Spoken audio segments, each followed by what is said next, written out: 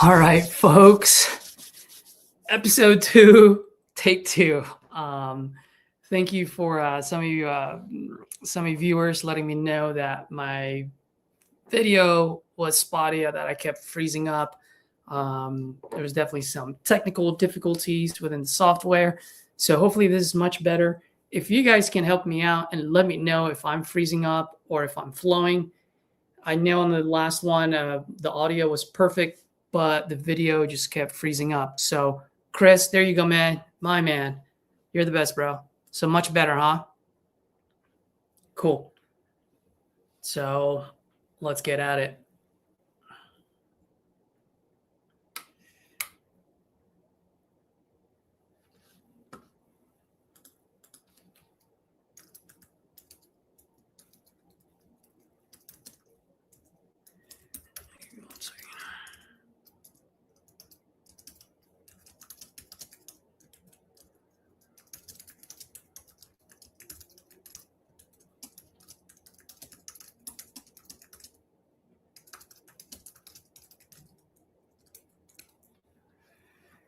Juliana, how you doing? Let's rock and roll.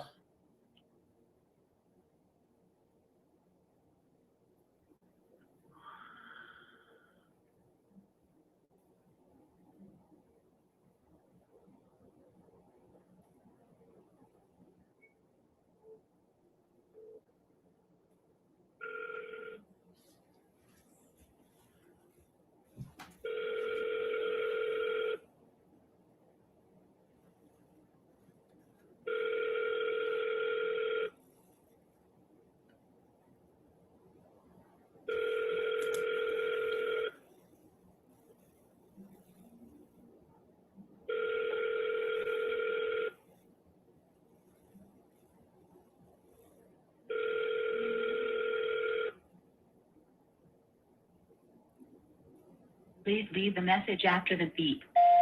Hey, Mohammed. Good morning. Caesar here. You responded to my text. So I just want to give you a call back. Just want to see if you're still looking to sell that property on Dublin. I'm always looking to buy out there. Give me a call when you get this.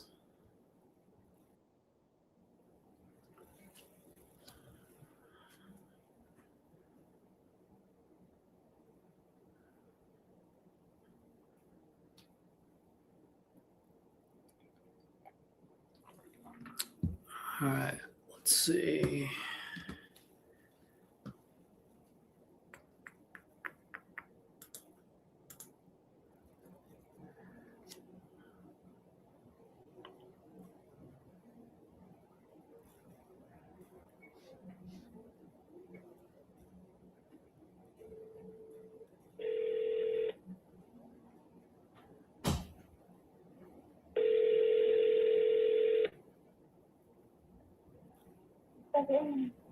Hello? The mailbox is full and cannot accept any messages. Oh, got me. Jesus.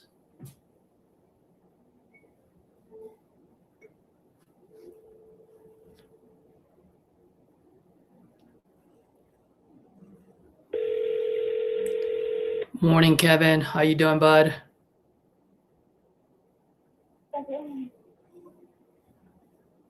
The mailbox is full and cannot accept any messages at this time.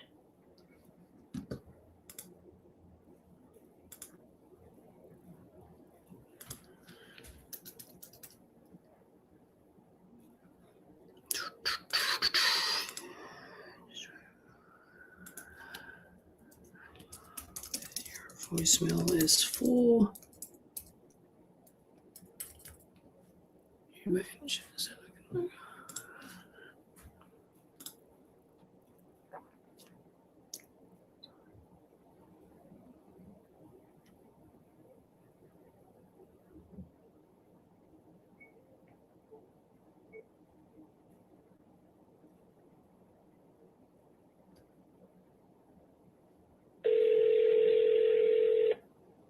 Great morning to be alive, Kevin. You're absolutely right.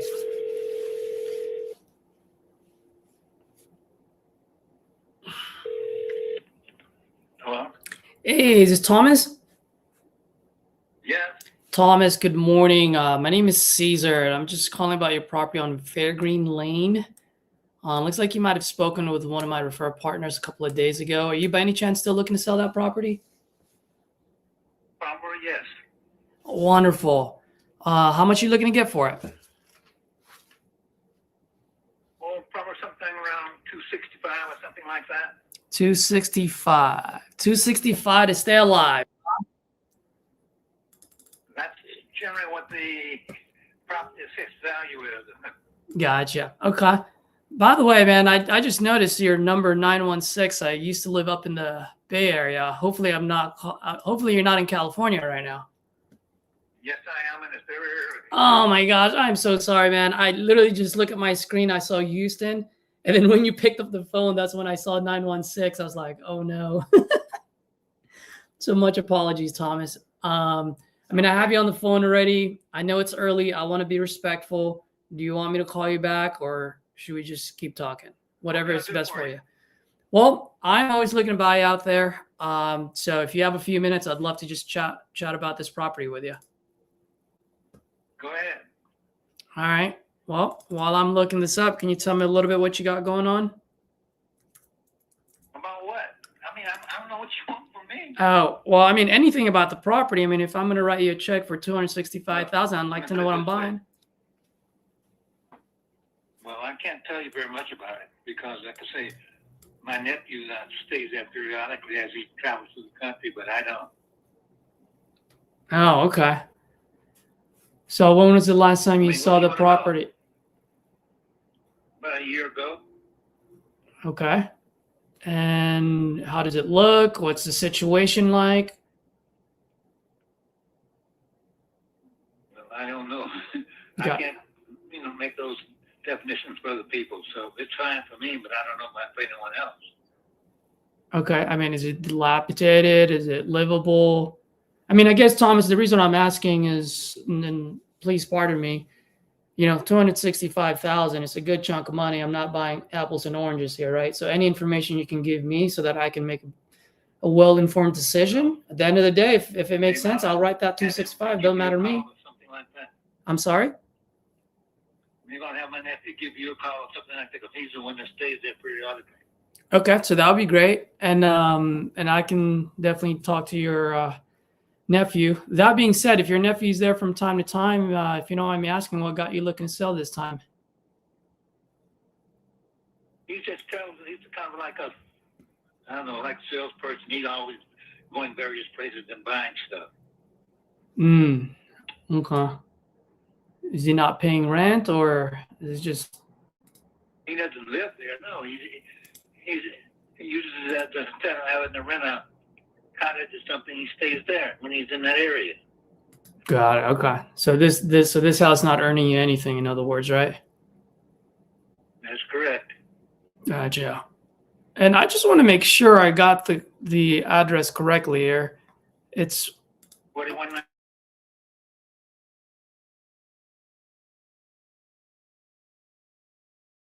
The reason why I asked is because I just looked up in the county just to see who's on title, because I always want to make sure I'm talking to the right person. Is your name on title? Is there someone else on title? My name should be on the title now. Okay, because and sometimes it's inaccurate, but right now it's showing.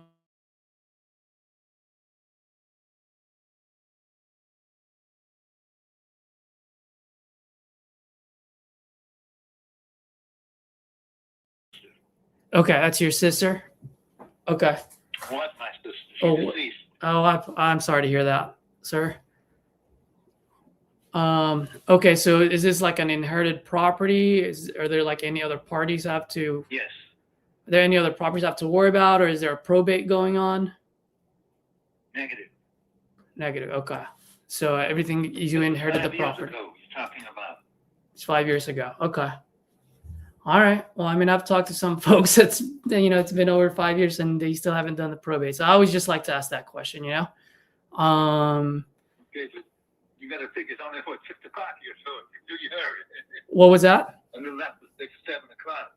Well, Thomas, that's why I asked earlier, man. If you want, I can definitely call you back. I told you earlier I want to be respectful. If there's a better time for me to call you back, I'll call you back later. Well, that time is better than 7 o'clock in the morning.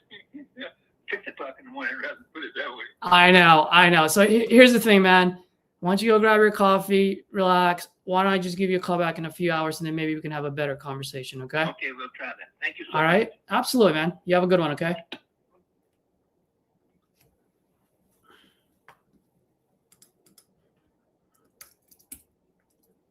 Can't believe I didn't check the freaking area code.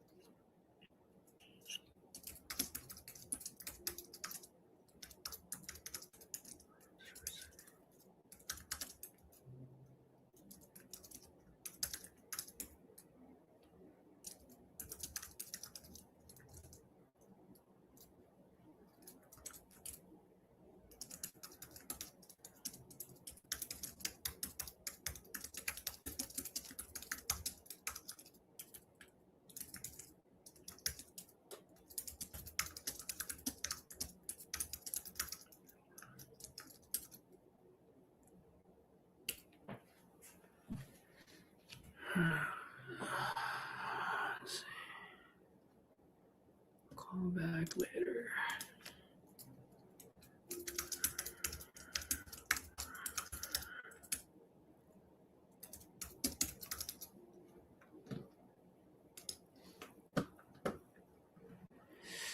Well.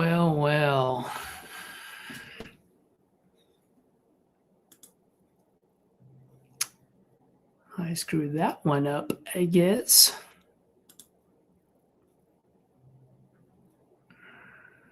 All right, let me call Miss Lottie.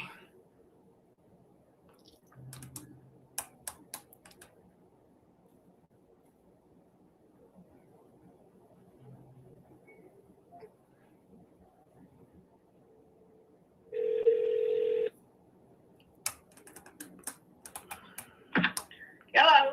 Hey, Miss Lottie. Good morning. It's Caesar. How are you? Hello? Hello. Hey, Miss Lottie. Can you hear me? Yes. Yes, this is Caesar. We spoke, I think it was over the weekend. Hopefully you remember me about your property in Dallas. Uh-huh. Perfect. How's your morning coming along? I haven't even got up yet. Yeah, gotta be. You're out in Texas though, right? Yes. But my thing is, I'm up all night long and sleep through the day. That's my pattern. Oh, all right. Well, I apologize. That's okay. Yeah, I've been doing that for 15 years since I retired. Oh, I like it. Once you want me to give you a call back later then? Okay, you can go ahead on and because there's no changes. What was that? I said if we can go ahead and talk for a minute because there's no changes. Oh, okay. Yeah, I was actually just calling to see if you spoke with your other sibling to see if this is something that you guys, what I suggested, if you at least spoke with that other sibling to see if you guys would be open to that.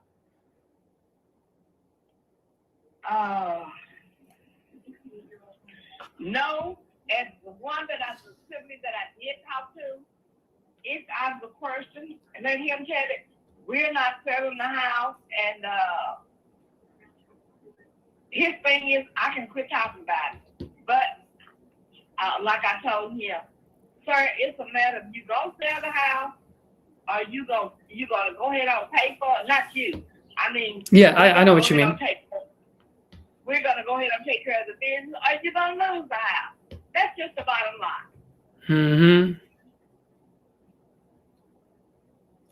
But anyway, he's that person that, well, I can go this way. Yeah, we know you can, but are you going to? So,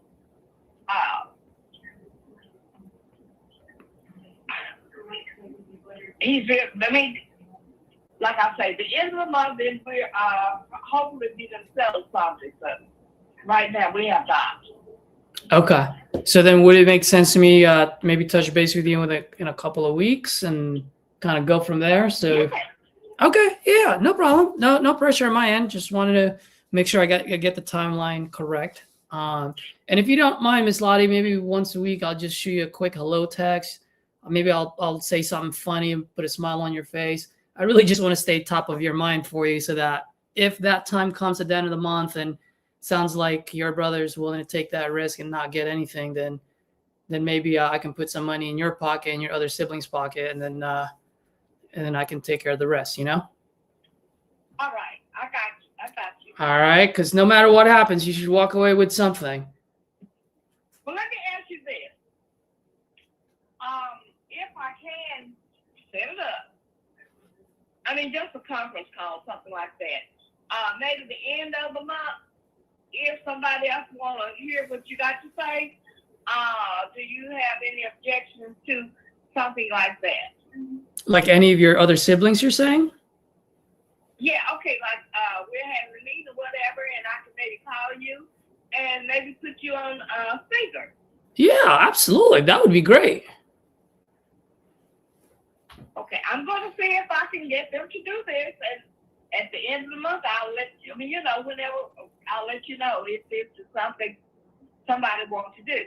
Absolutely, ma'am. If I can buy it straight up from all of you guys, that would be the cleanest and best way to go about it.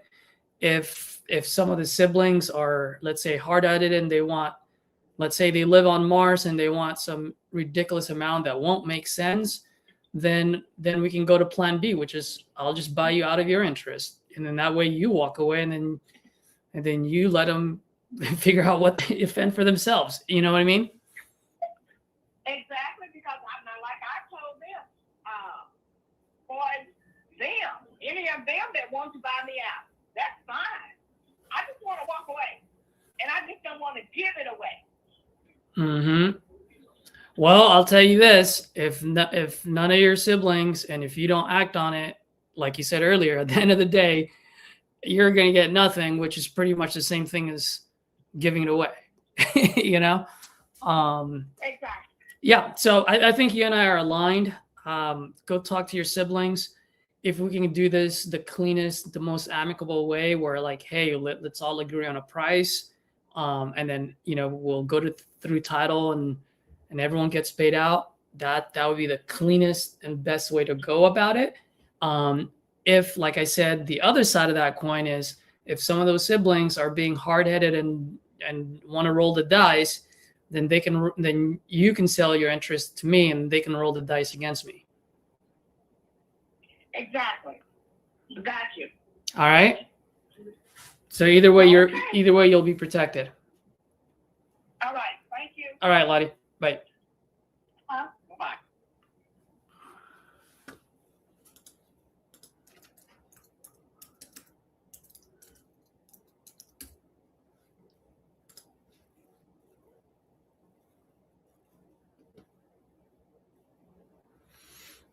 Okay.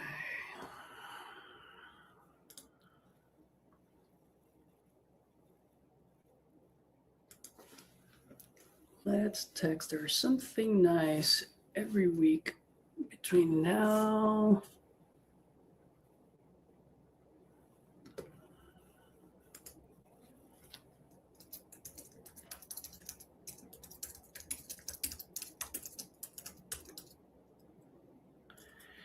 Let's text Lottie something clever and add value each week.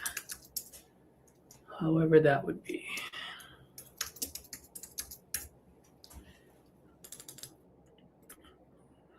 Do that tomorrow, next week, following week.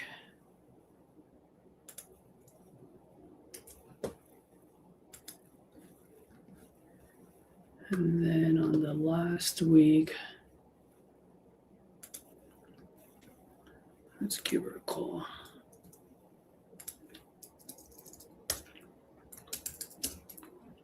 Call Lottie and close.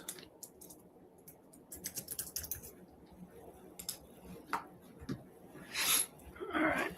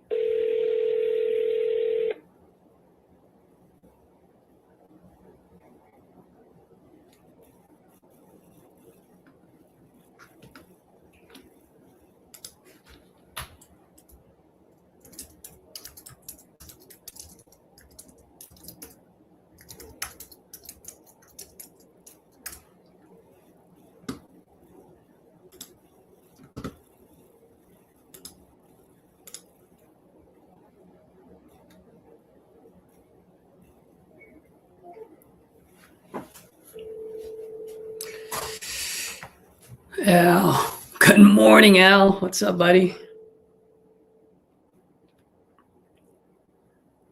Man, I'm getting cold. I may need some more coffee or something.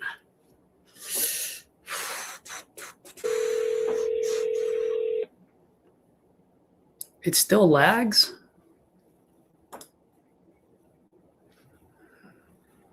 I wonder if I have way too many things open at the same time. Highly doubt it, though.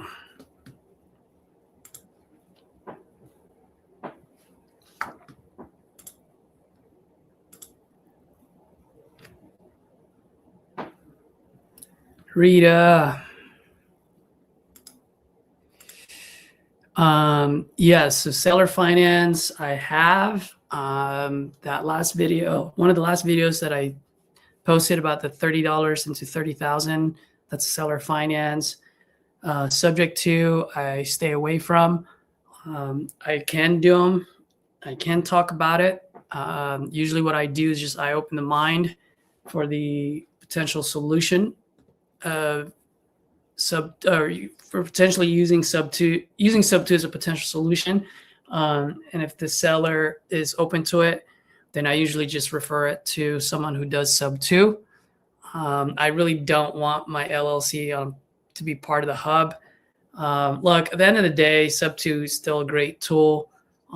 It's just if you're wholesaling a sub two and that end buyer defaults on that payment. And yes, there's ways around it. Yes, you can protect yourself, so forth and so forth, but there's always room for that lawsuit. And I just simply don't want to keep operating, having to look behind my shoulders. So when it comes to sub two, look, I just give it to someone. And I'm like, man, just give me a referral fee. I don't care. I don't care how much you make on it. Give me a referral fee. I don't want my LLC to be part of the HUD. You want to take a chance, you go do it, make your money. But if something goes sideways, I don't want anyone ever coming after me. So that's what I do with sub two. As far as novations, I've tried it a couple of times. It didn't hit the finish line. One of them actually could have. We were at the right price point. The only problem was I didn't have enough time. It's one of my rookie mistakes. I only had a 30-day close on it. If I had 90 days, that would have moved. As a matter of fact, that is exactly how long it took for them to move it. It was like 75, 80 plus days. So it was just like, oh man, if I just did it correctly, it would have been a $30,000 deal for me. But rookie mistake, learned from it.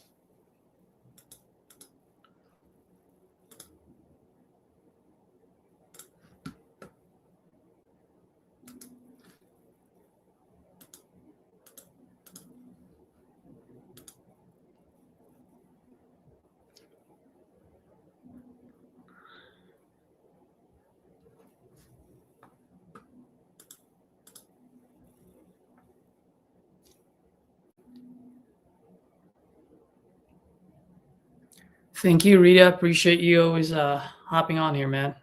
Really do.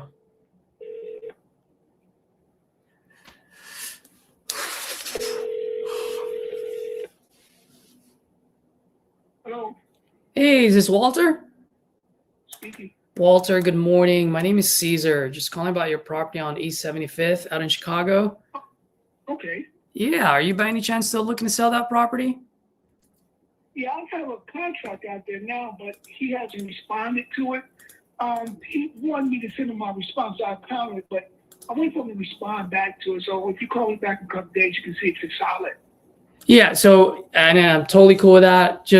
And I could barely hear you. Did you say you already signed the contract with someone, or? I've already went in negotiation, and I sent him back my response to his offer, and he hasn't got back with me. He just did it last night. So Okay. if you call me back in a couple of days, I'll know if he's okay with it or he's not okay with it. Gotcha. Well, what if I'm okay with it and I can get this thing done for you quicker? It sounds like he's dragging his feet. Well, he's not dragging his feet because I just did it last night at 3 in the morning. Oh, okay. I just responded last night at 3 in the morning. So I just want to give him a day or two just to respond back to it. Got it. Okay. I feel like you're a very fair guy. I like that. I like working with folks like you. I try to, yeah. Absolutely. I try to be fair, so give him a day. And Absolutely. Well, it's a simple request, but I give him a day.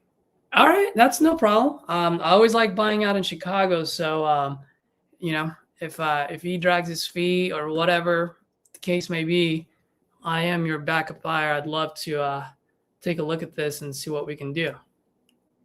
Friday's a good day to call me back. What day? Friday. Friday. All right. Yes.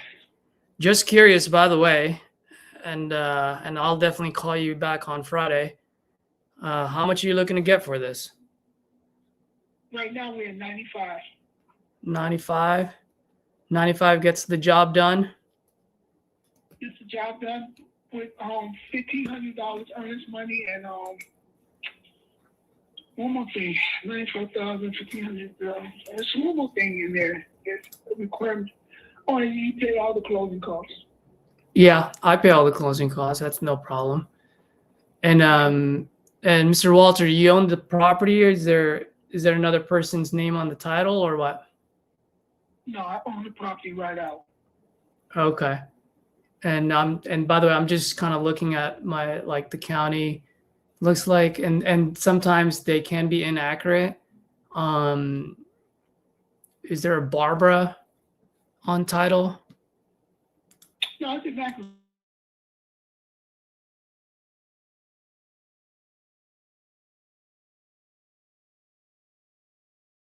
I'm not sure.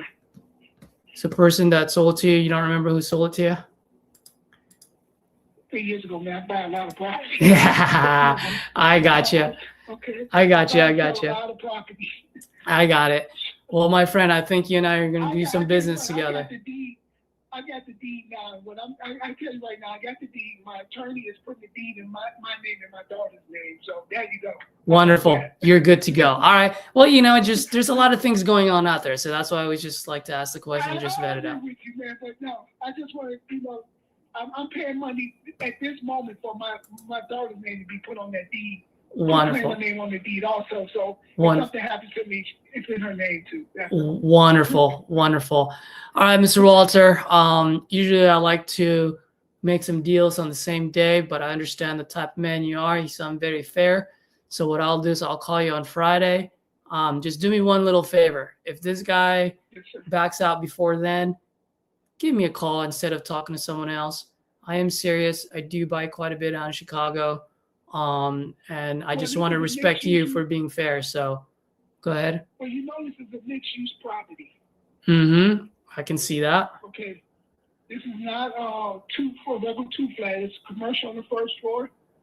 It's apartment on the second floor. I occupied the building myself up until the spring. Okay.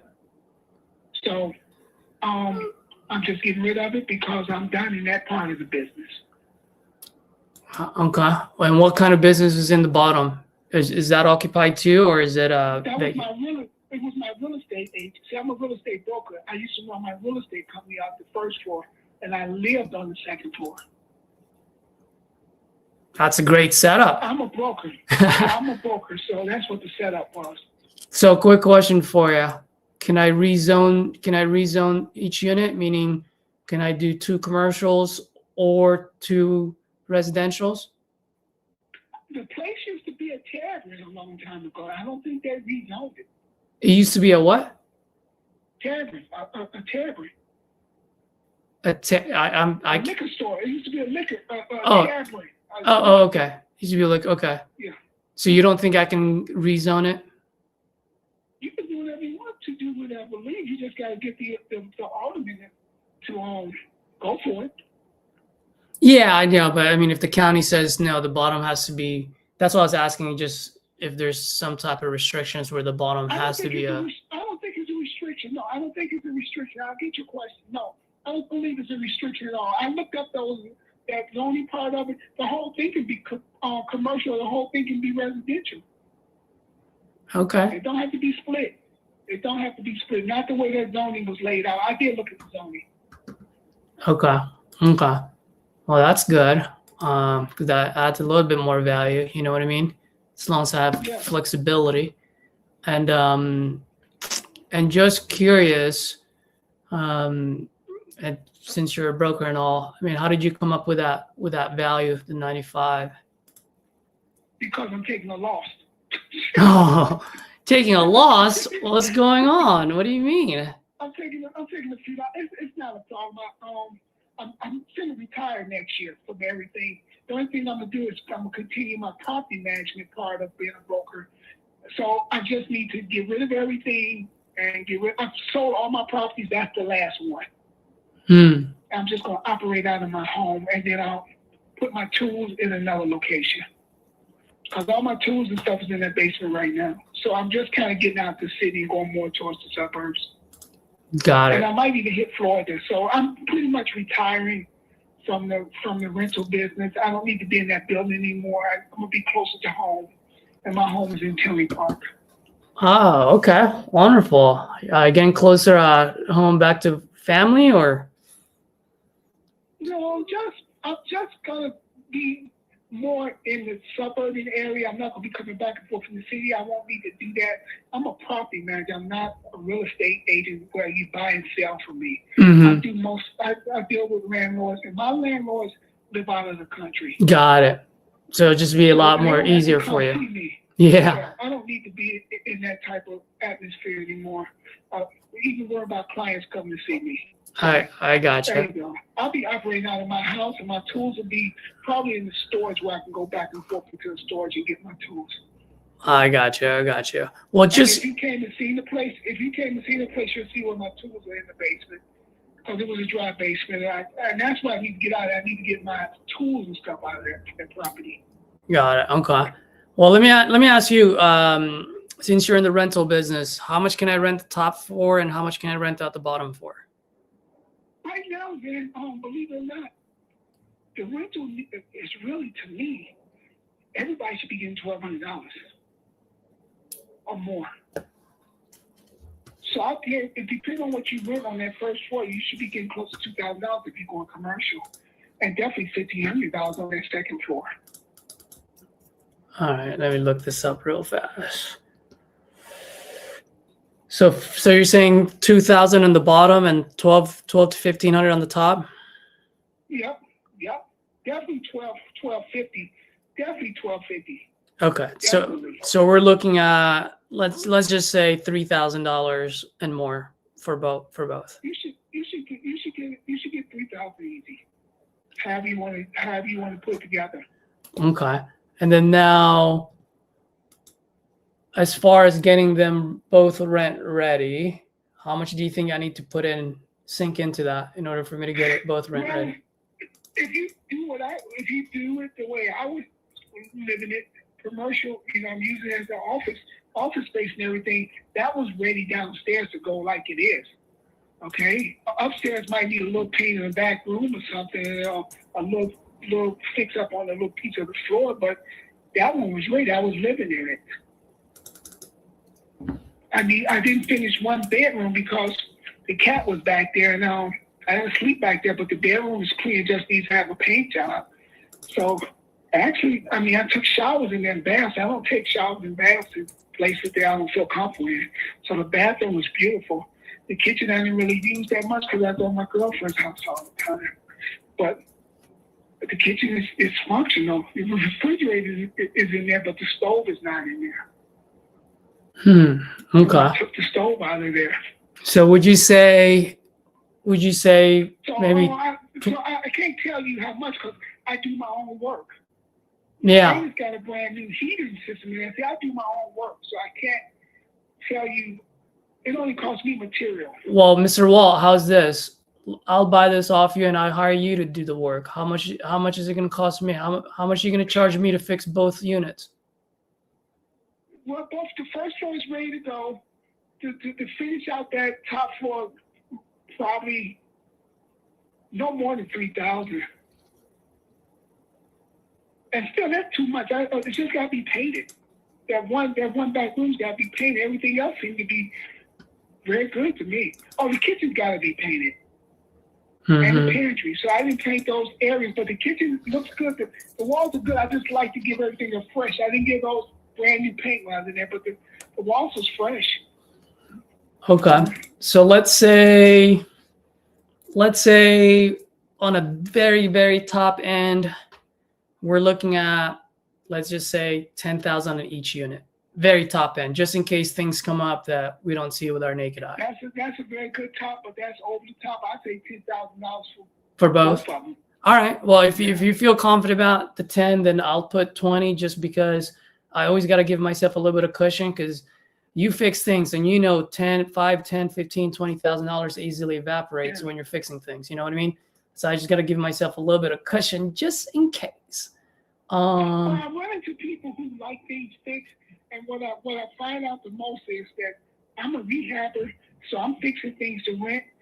Sometimes people go overboard and fix things like they like to live in it. Yeah, that's not me. That's not you and I are the same. I mean, at the end of the day, look, I'm not a slumlord. Like I just want to make sure that whoever's renting it out, they've got a nice place. I don't need Taj Mahal, but Right.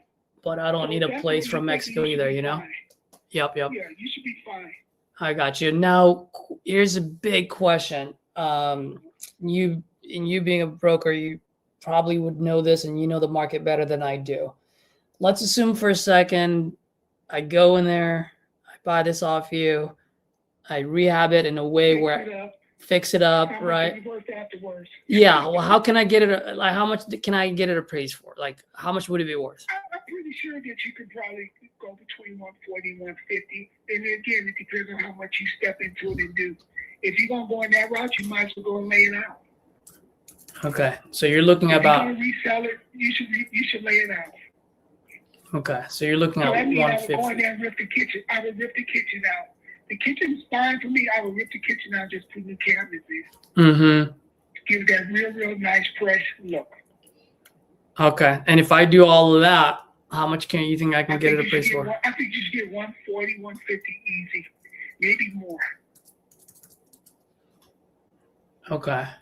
So I was gonna sell it for 140. I just didn't feel like getting into the kitchen and stuff like that. I just didn't feel like I'm tired. So that's why I'm taking some time off. I'm just tired. Yeah. Well, I was gonna say, I mean, the fact that you're a I'm just broker, you're a rehabber, you're a property manager. I mean, it sounds like you've got all the skill set, the tools to make this as a cash cow for you.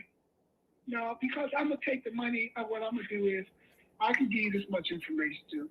I'm gonna take that $95,000 because the place is paid off, and I'm gonna stick it into NVIDIA stock and let the NVIDIA stock bring it up to the amount of money that I've lost. So I'll let it sit there for a couple of years, and then I'll get my money back. That's just it. That's your plan. What I'm gonna do. I like that plan. Nvidia is not a bad, not a bad one to bet your money on. No, it's gonna be NVIDIA and TSM, and then I'm gonna split through those and let it sit there for about a year or two, and then I'll make that money up that I lost. Mm-hmm. I just don't feel like it right now. You know, when you do so much of that work, I just don't feel like it. And then right now, I'm a property manager, but being a property manager for these guys, I do their work. Mm-hmm. I'm their contractor too, so when something breaks, I fix their problem. Mm-hmm. So that's what I do. Gotcha. And so, in order for me to get this thing, in order for this to get me, for me to get this thing appraised for 150 and ripping out the kitchen and all of that, oh man, my Wi-Fi is really spotty. Am I freezing a lot, guys? Yeah, it looks like I'm lagging again. All right. Mr. Walter, sorry about that. I have Yeah. it's been raining where I'm at, and my Wi-Fi is a bit spotty. So my question was, in order for me to get this thing appraised for 150 and really like change the kitchen and so forth, and let's say if I were to hire someone like you, how much do you think now it's going to cost me? It just depends. Just to put those kitchens in and stuff, just to take the cabinet out, put the kitchen in, that can easily be $3,000 just labor alone. Yeah.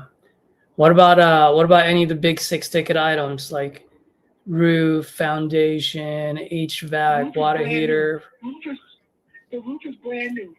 There are 2 water heaters in there. I've only used one. I was only using the one to come up to the apartment. I didn't need the one that was being used for the office. The heating system works for the office, which is forced air. Also put an electric heating system in there, a tall boy that heats it on it instantly. Because I wasn't in there all the time, so I heat the place up, and when I need to heat, I need to turn on the gas anything for the first floor. But it's a toilet. It's a half bath, which is toilet seat down on the first floor. So the electrical, I'm very happy with it. It's very good. It was very good. I didn't have any incidents where I was blowing the fuse. I blew the fuse a few times upstairs in the apartment because I was trying to do some strange things. Mm-hmm. But other than that, I bought the building cash because I knew how strong the building was. Ooh, so if you deal with it, so I don't spend cash like that unless I know I got a strong investment. So I bought it cash. How long ago did you buy this? About 3 or 4 years ago. Probably 4 years ago, I think. I can't remember. So about 4 years ago. You must have gotten it at a good price. Right away. I think I'm breaking even. So I'm breaking even. I probably bought it for 89, 90. I can't remember. So I'm breaking even. I would have to look at the deed again. I don't remember, but I bought it cash. Okay. I got it. So there we go. And I lived in it. Yeah. Yeah, and you've probably kept it you've at least maintained it, right? So did you add it where I can live it. Did you add any value to it while you were living there, or you just maintained it? I told you I put a new heating unit on the top floor. Oh, you did? Yes. I put new windows in. I put a new windows in the front on the top floor. I put a brand new roof up there. That's right. Roof. I tore it off and I put a new roof up with gutters. I put a new tall boy electrical heating unit on the first floor, so I wouldn't have to use the gas in the office part of it and just use a little electric when I want to go in there and entertain clients. So I was able to warm the place up real quick for me. Got it. Okay. Matter of fact, the gas wasn't even on that first floor because I didn't need it. When I lived in the building, if I wanted some hot water, I just go upstairs. So that's why I didn't turn the gas on down on there on that first floor. Got it. I've had it on. Gotcha. Now, Mr. Walter, can I ask you a quick question?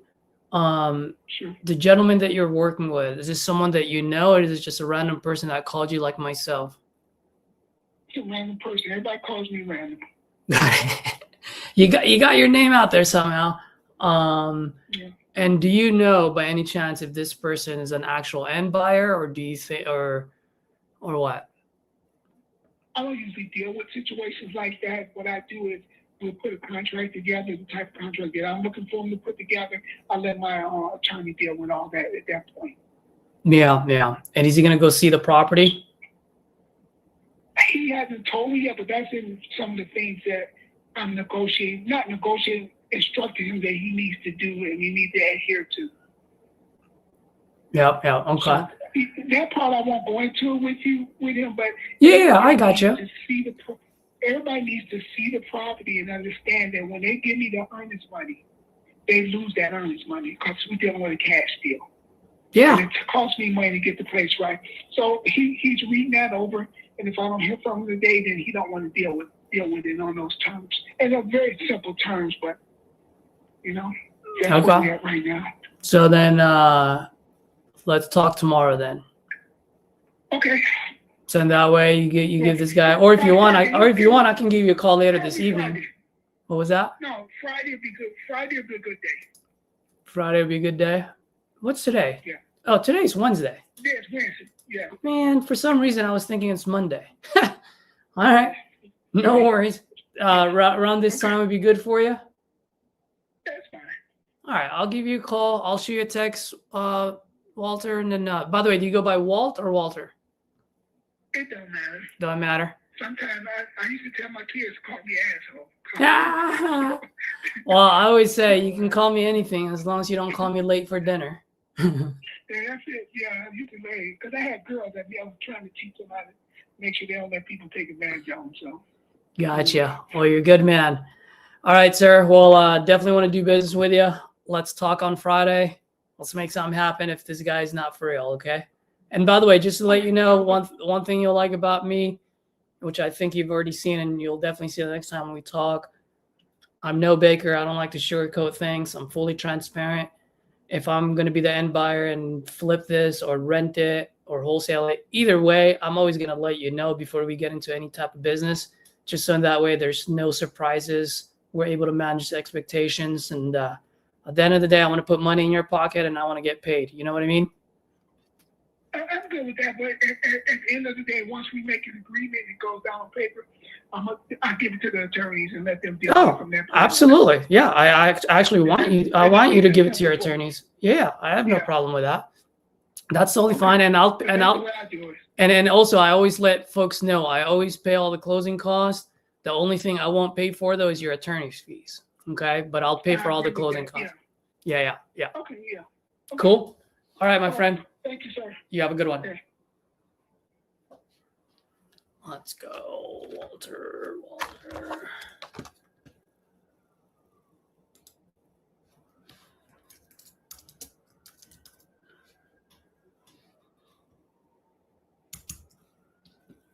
This is going to be a hot one.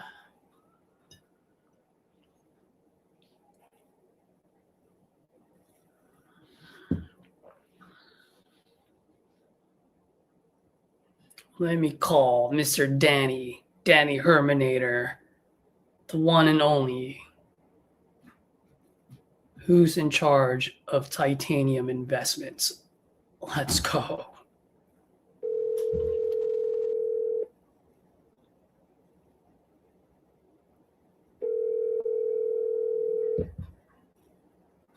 Your call has been forwarded to voicemail.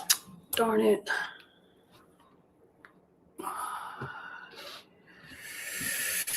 All right, let me add some notes here.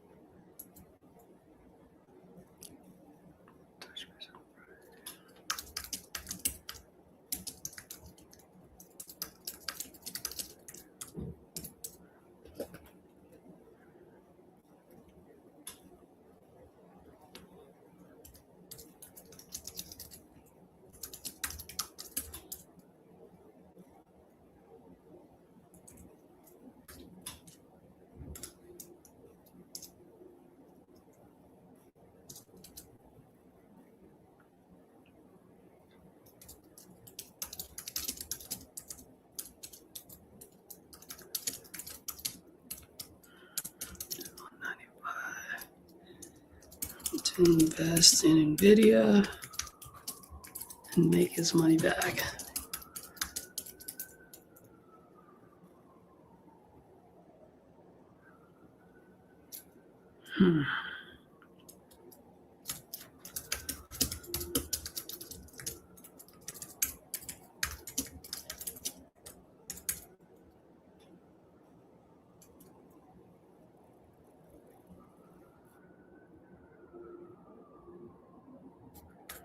Check profit calculator.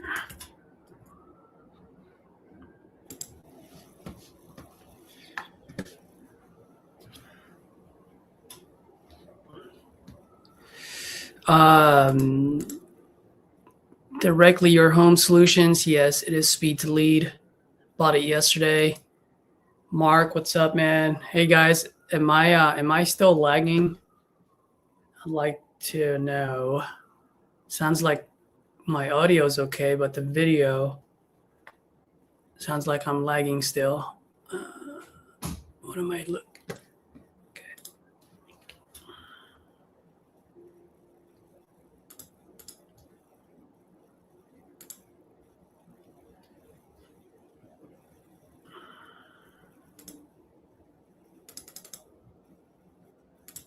I think this sucker works at 70, but he bought it.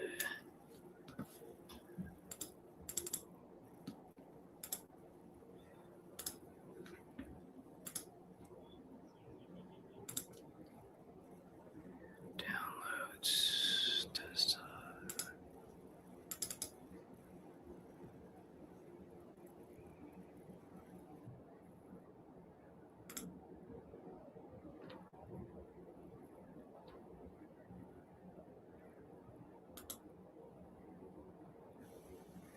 All right, let's see. Yes, you are. Oh no. When you guys say yes, you are, meaning I am laggy, huh? On the video side. This is no bueno. Man, this blows. I wonder why that's the case. Darn it.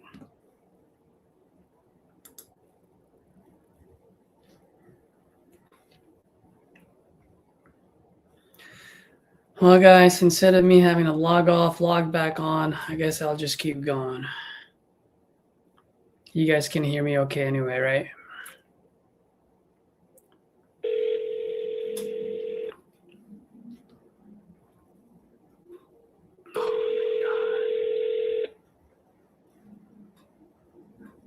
Rita, no, I have not. It's fairly new, so I'm not going to do it yet. Hello? Hello? Hey, is this Karen? Yeah. Yes, Karen, good morning. My name is Caesar. I'm just calling about your property on Butterfly out in Prescott. Yeah. Are- Yeah. Are you by any chance still looking to sell that property? Well, possibly. If you could call me back another time, I'm on my way to a doctor's appointment. Oh, I'm so sorry, ma'am. What's a good time for me to call you back? Oh, in a couple of days. In a couple of days, everything okay? Well, I have to see. It's my stomach. Yeah. All right. All right. Okay. Well, I don't know you, but prayers to you, and I'm sending you good healing vibes, okay? I'll shoot you a text with my info, and I'll call you back in a day or two. That'd be good. All right. Sound nice. All right. Thank you. Thank you, Karen. Bye-bye.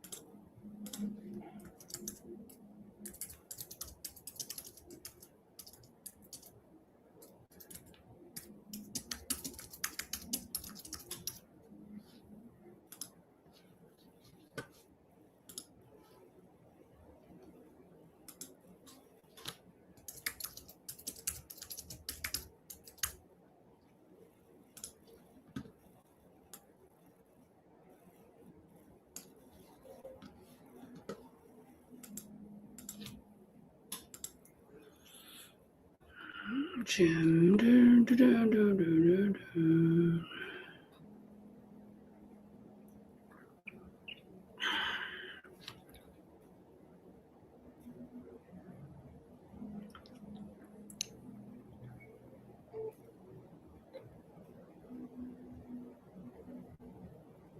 Hello, you've reached Jim. Please leave a message.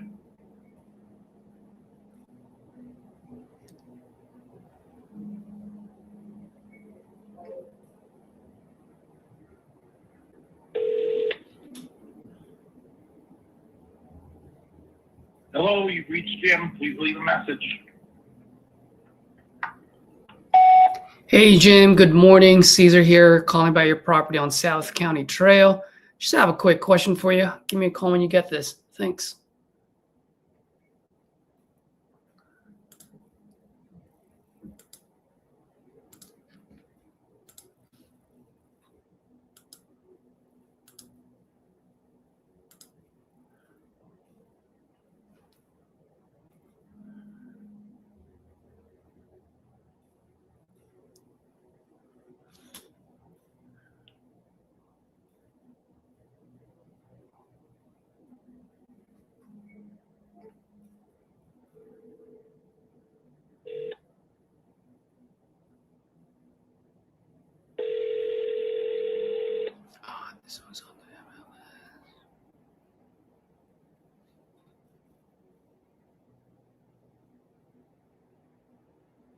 Wait, is this on the MLS?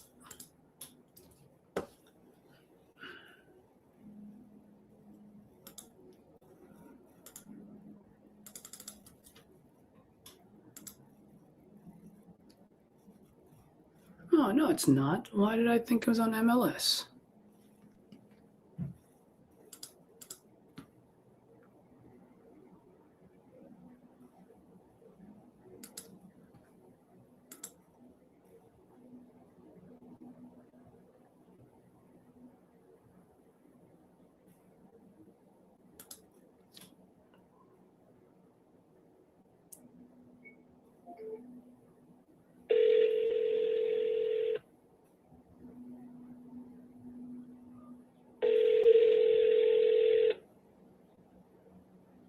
Your call has been forwarded to voicemail. The person you're trying to reach is not available. At the tone, please record your message. Oh, no.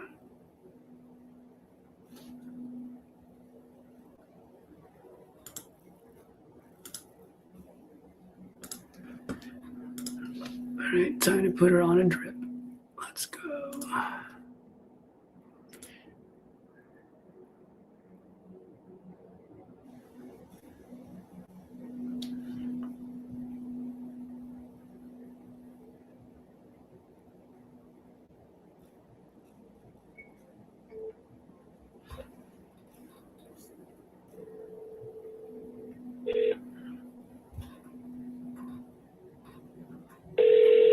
Yes, sir, I am. Cycle sales all the way.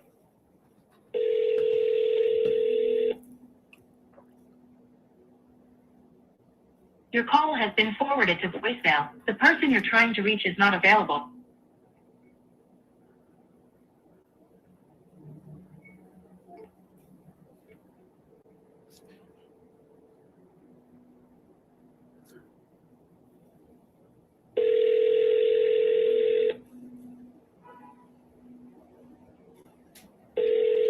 Mia, yes, you can. Or Mike.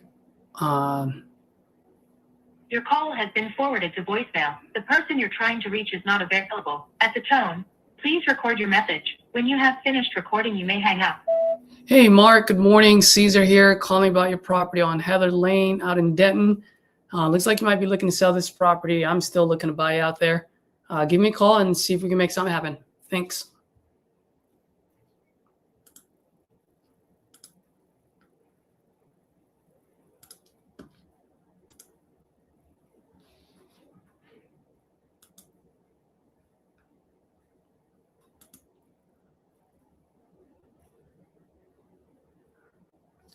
Oh, yeah.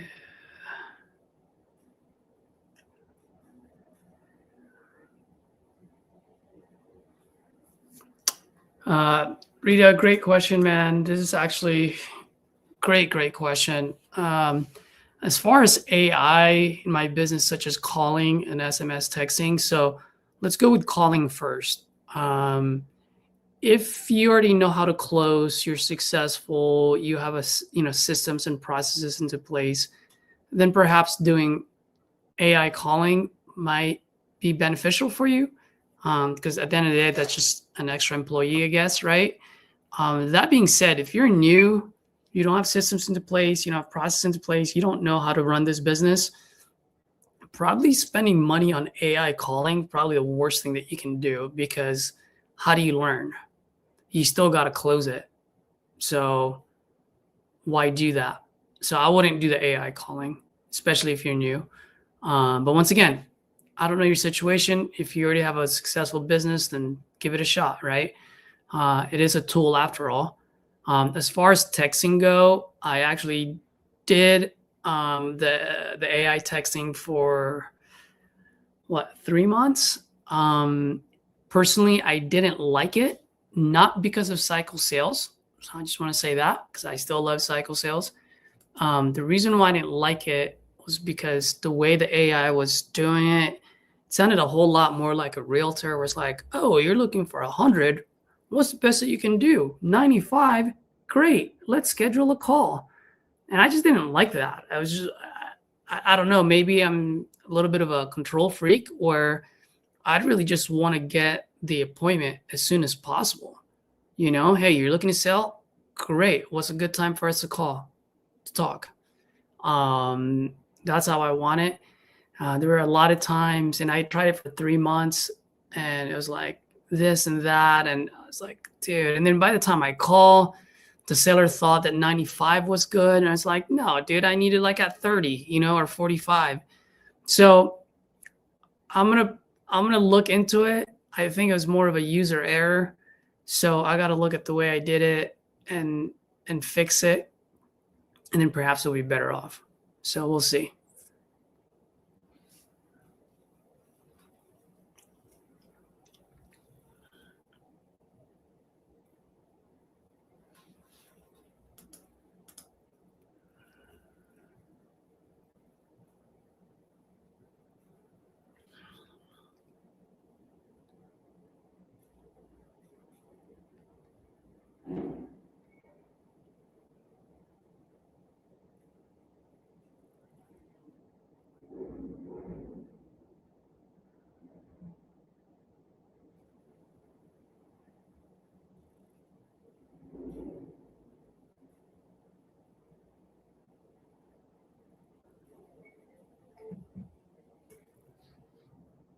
Please leave your message for.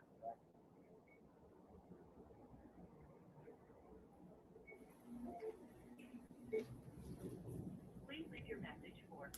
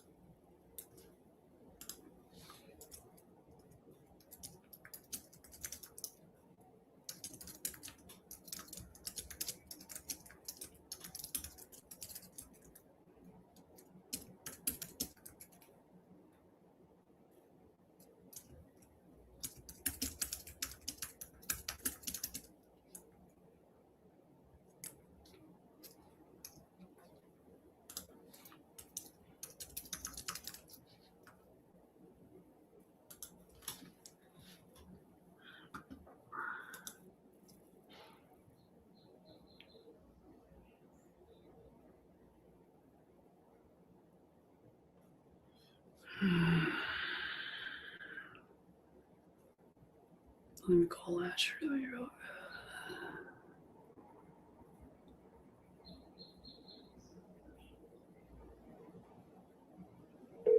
Your call has been forwarded to voicemail. Darn it.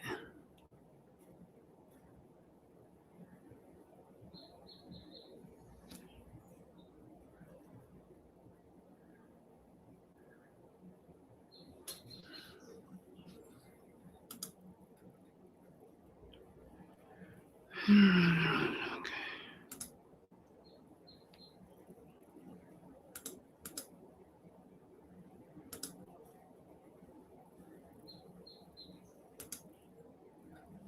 Oh, this guy I was supposed to text yesterday.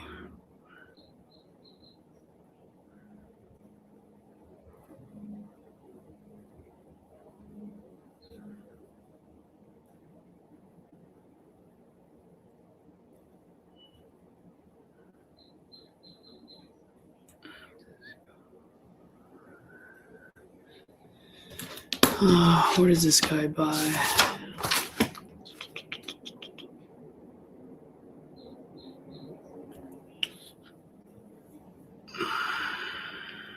Indiana.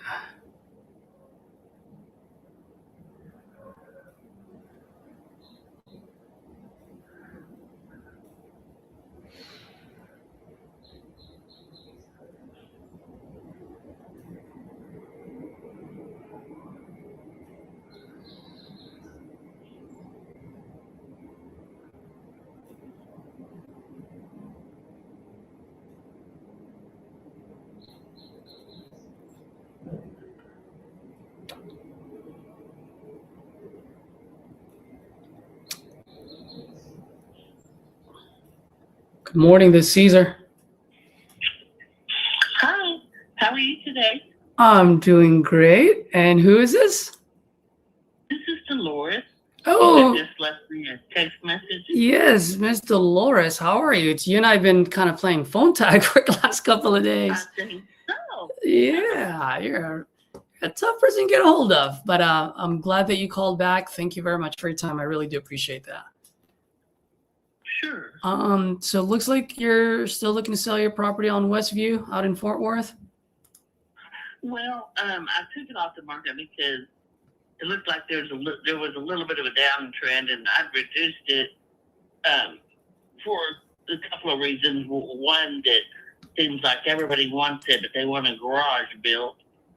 The original property still has the garage concrete slab and the footings and everything, but the person prior to me, when I bought it 7 years ago, never rebuilt the garage. There's a big circular drive in the front of the house, and I always parked there, and I never had a problem. If I ever wanted extra overflow parking, I had the parking pad in the back, so I never had a problem with not having a garage. But everybody seems to want a garage in this area because it's a real sought after neighborhood, and usually they have nice, BMWs or whatever they want in the garage kept, Mm-hmm. But I don't really want to build a garage right now. I lost my job at 65, 2 months after my 65th birthday. And Oh man. unfortunately, I'm not able to recover from that. Not able to find a job, and a lot of people think that you're over the hill and you can't work anymore when you get to be 65. So I need to sell it financially because I need to take my equity and just find a downsized little smaller home. Yeah, well, hopefully I can help you out here. And by the way, I'm sorry to hear you've been going through that. Yeah. Hopefully I can be your easy button or at least a resource for you. Okay. Just to let you know, I'm a firm believer, and I understand not every call is a deal, but I always have the opportunity to help someone out one way or the other. And the reason why the reason why I do that is because even if we don't do business together and I help you out, I add value, then maybe you'll remember me if you come across a friend or a family member looking to sell their property later on. You know what I mean? And you're going to remember that guy like, hey, I never did business with that guy, but that guy was honest with me. And I always just want you to think of me. Wow. That's something that I'm trying to get across to younger people nowadays that have their own little businesses. And I sold all my furniture, to pay the mortgage payments. And I had this guy that was an estate sale person, and he was really rude and mean, and he was dishonest, and he was only in his 20s. And I said, you know what, I'm going to tell you something. Honestly, word of mouth is the best advertising you can ever get in your life. Take that from someone who's experienced and has wisdom for a whole lifetime of seeing it with her own eyes. But he still, insisted on doing some real negative things in our business practice. Oh, I said, if you don't believe it, you ask people the first thing they do when they're looking for a business. They look that person up and they look at their reviews. Mm-hmm. And I said, it takes one negative review to make you from a 5 down to a 1. Mm-hmm. And no one will ever want to do business with you. Absolutely. And still, I still see that he's nearly failing, even though he has wealthy parents that are backing him, that's keeping him with his, leg up because of all the nonsense that he's done. It was really contradictory to helping us business. But yeah, so that was just to say, you're right. Networking and having people to be able to send you from one place to the other is worth its weight in gold. Absolutely. And I think that person that you just described is just young and inexperienced, and sounds like he's got parents' money backing him up. So yeah, at some point, sometime he's going to learn.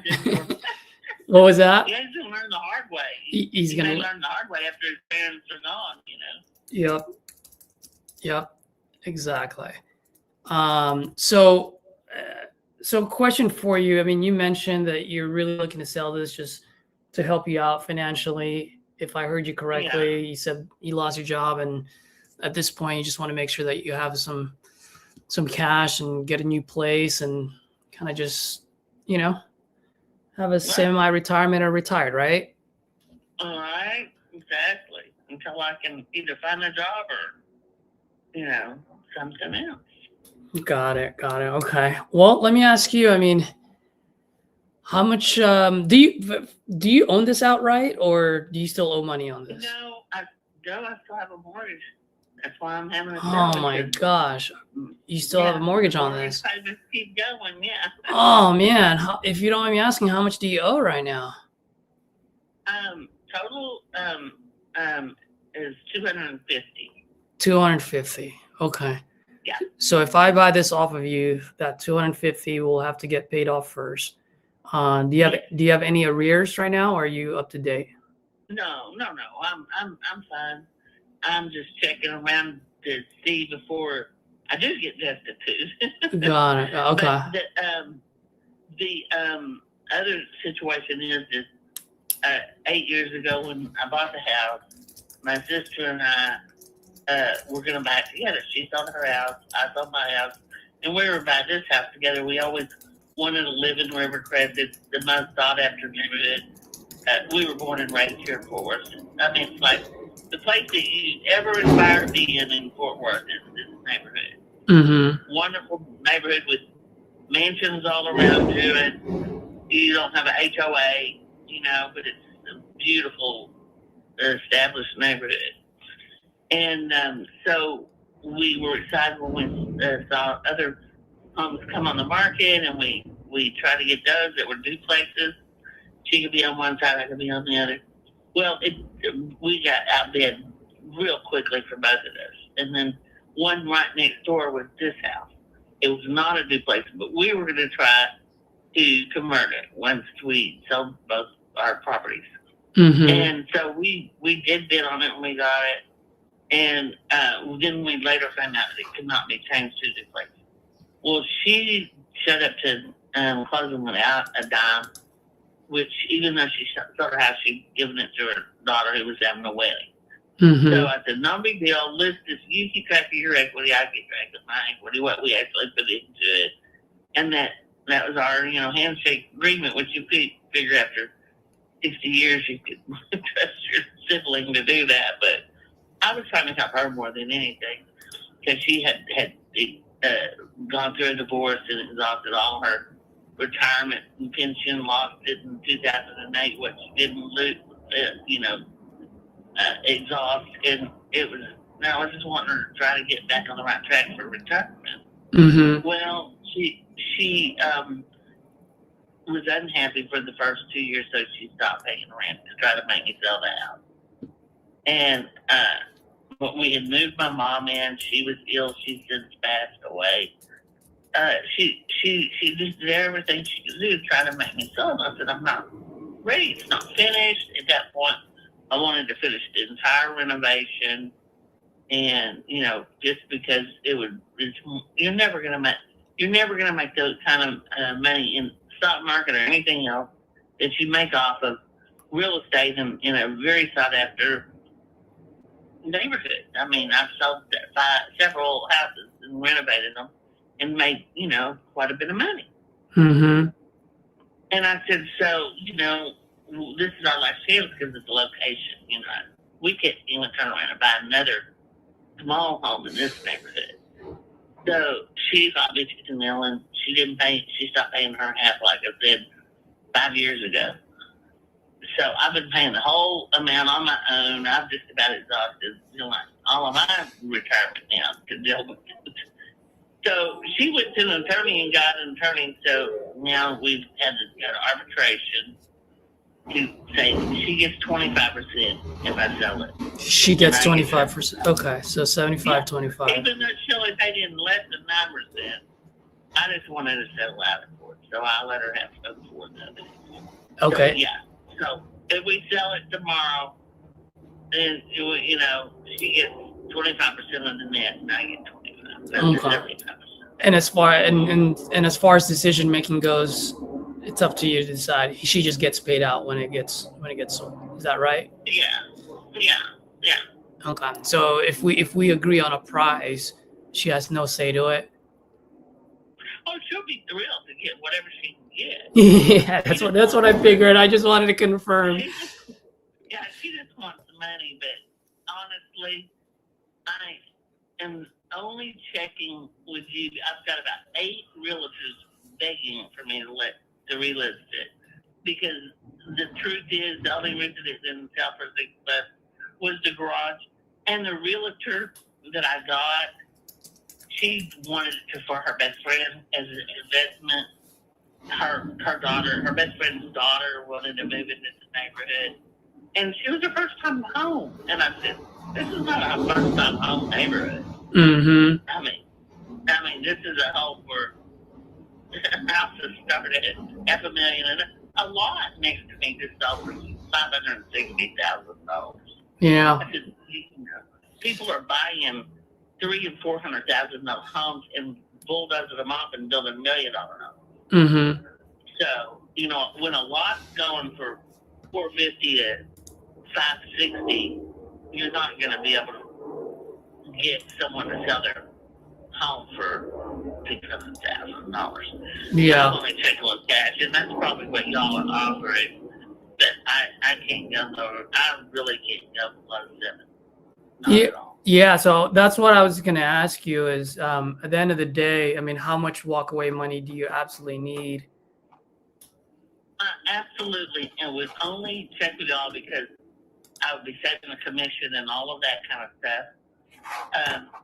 So if you aren't anywhere near 7 to 7.25, I really, that's the range right there, the lowest range. Well, I mean, I would be paying all the closing costs, and since this is no longer on the market, there's no realtor fees, right? No, that realtor exhausted her time frame, and I haven't renewed with someone yet. I do have 3 or 4 people that are buying for that right now, and they're all saying, "Oh no, she's crazy. Your house is beautiful." I mean, I don't know if you looked it up on the market or not. I'm looking at it right now. Yeah. So that's why I'm asking. I mean, if I buy this off market between you and I, right? I'll pay all the closing costs, no realtor fees. I'm assuming the pictures that I see here are the most current pictures, right? Yeah. I mean, if we make a deal that $250,000 gets paid, so how much do you need in your pocket as a walkaway money? So I can do the math here. Well, I myself need to at least have $350, and then my sister gets a 4th. So, with that said, there's no way we could go below. I mean, I haven't even done the math to see, but so you need $350. Yeah. The property that I'm looking to buy is that much. Okay. And are you looking to pay all cash, or are you looking to get a mortgage on that one? Oh, yeah. No. I don't have a job. Yeah. I have to make cash. Yeah. I can't draw my pension for a whole another year. February of next year, not this year. February next year, I'm eligible for retirement. They raised it on me. It was 65, and then the closer I got to 65, they raised it to 67. So I can't. Yeah, I will forfeit like $1,000 a month if I take early retirement. Yeah. Now let me ask you. I mean, and I know you've been paying the mortgage here for quite some time now. I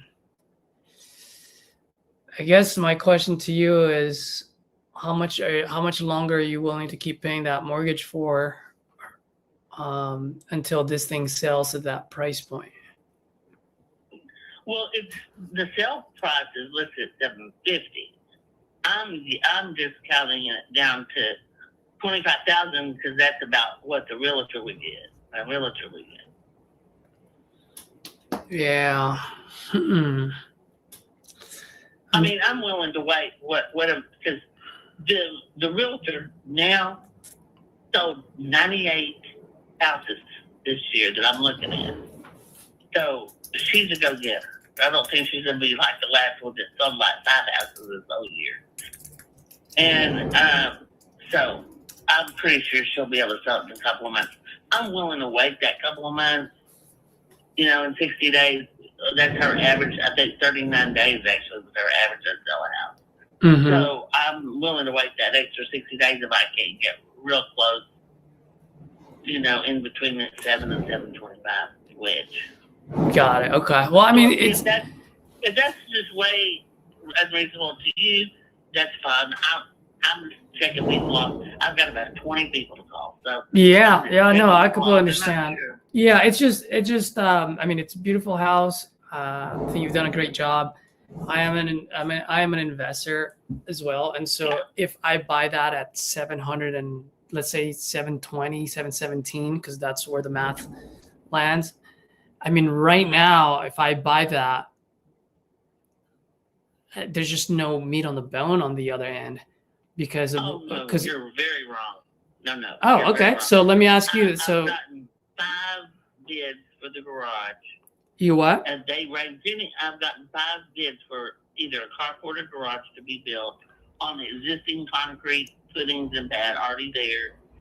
And how much? From $5,600 and something all the way up to $40,000.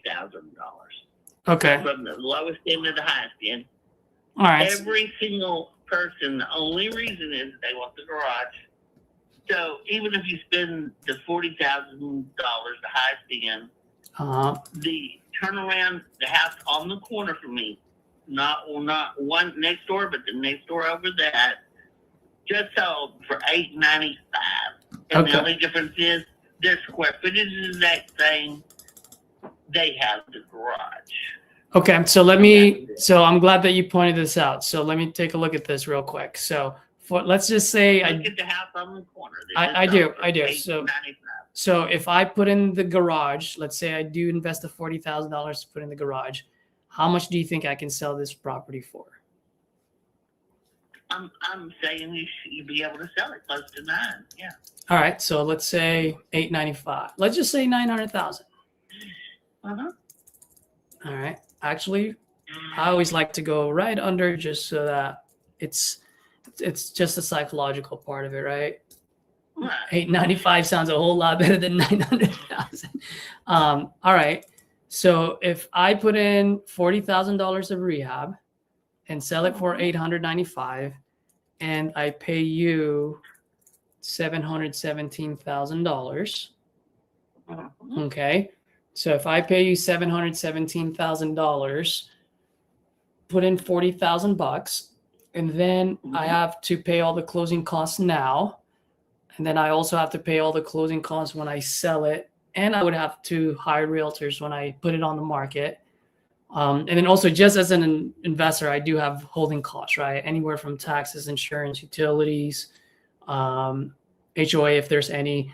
There is not. So perfect. So taxes, insurance, utilities, cost of capital, and you said like the market is a little bit on a downtrend. So by the time I put in that garage, I probably won't sell this until when it gets warm, which we're looking at anywhere from April to June. You know what I mean? So the longer I keep it, the longer it costs me. So if I buy this off of you at $717,000, my all-in number would be $884,000 just to sell it for $895. Well, it's pretty good turnaround for 5 months. No, I don't know if you heard me. That's pretty good income. No, I don't know if you heard me. What I'm saying is, if I buy this off you at 717, my all-in number, how much after everything else, my all-in number would be 884 just to sell for 895. So I would be risking $884,000 to win 11,000. I think your all-in would be more like 840, and truthfully, you'd make it even probably more than the 895. That house that I was telling you about, even though it had a garage, it did not have the courts and the high-end porcelain floors that I put in so that it's permanent wood looking, but it doesn't have to.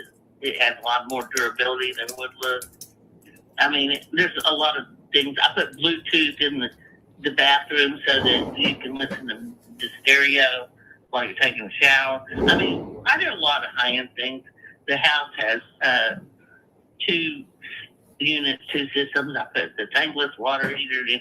I did a lot of high-end things to it that are going to make it where it should have really and truthfully sold easily for 800 something, but the market took a little dive.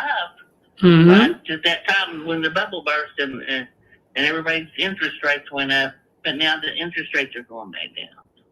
And so there has been a lot more interest. Like I said, people are buying houses that are $300,000 and $400,000 and bulldozing them down to build mansions over here. Yeah. No, I completely understand. And I think your best bet is to put it up on the market again with a realtor. Yeah. Just because you put in a good amount of work into it. Because at the end of the day, even if my all-in number is 800,000 and I can sell it for 895, I'll tell you this: I am not I'm not risking 800,000 just to win 100. What I can do is I can buy 2 $400,000 houses and earn about $60,000-$70,000 profit on each one. You know what I mean? Now I'm diversifying my risk and I'm getting a high return. I'm sorry. Yeah, I get that. So yeah, you got twice the headache to make another $10,000. I get it. Yeah. Exactly. So right now, yes. And by the way, just in the small off chance the market doesn't pan out for you by springtime and you need to sell this quick, I'm not trying to hit a home run. I just need to make sure that I can make a little bit of change, especially if I'm putting in the garage. You know what I mean? So maybe we can do business at that point. Hopefully you won't need me. Hopefully you sell this on the market and you're good to go. But if you do, add me to your contact list. And if you don't mind, if I can have my CRM just send you a quick text message once a month, you don't even need to respond back to it unless you need to sell. I just want to stay top of mind, just in case, in the small chance, that you need me, at least you know who to call. That sounds good. Thanks, Steven. Absolutely. You have a good one. You too. Bye. And I thought I was getting there at first. There was some motivation, but that one is motivation is there, but it's not high yet. Why? Because she can still afford the mortgage. So she's going to keep trying to get the maximum value out of it, which makes sense because she actually done good amount of work into this. I mean, this is rehab. There's nothing to do except for that garage. So I get her point. We're definitely not the solution for at this moment. But if no one buys the house, then at that point, the motivation will change and we'd be more in the right price bucket. The only downside to that is that she's going to keep putting it up on the market, which is going to stigmatize that property. And by the time that she comes back, if she comes back to me, then I would have to offer lower. So we'll see what happens on that one. This one's going into my long-term follow-up drip for sure.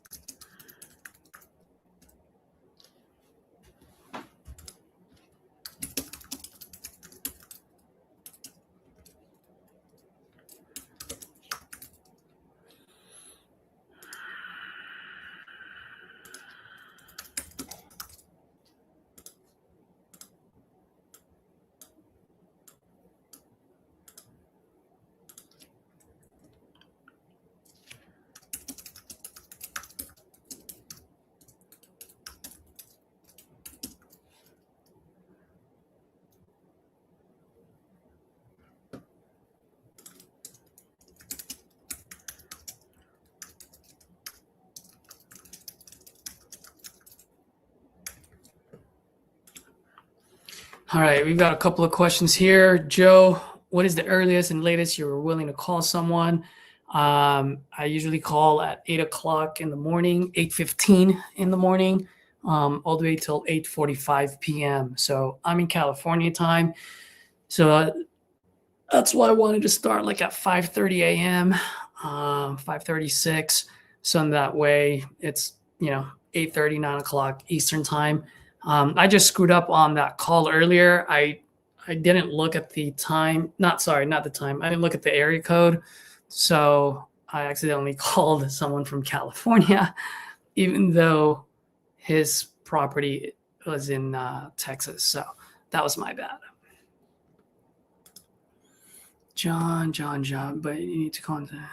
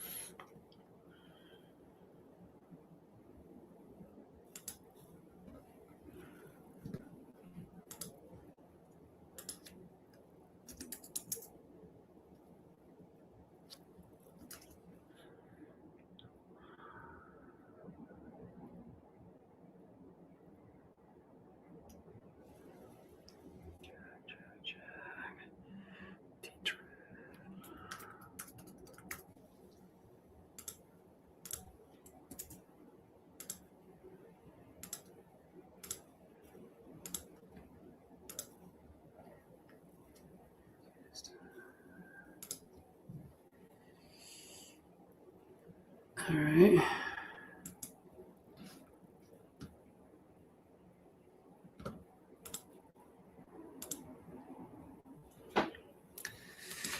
All right, so this one was Cindy, apparently. Okay.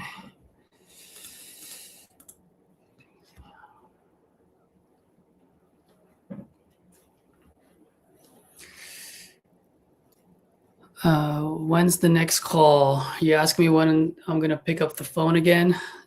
Skinny Defender. I'm just taking notes, man. Give me 1 second, but I will call.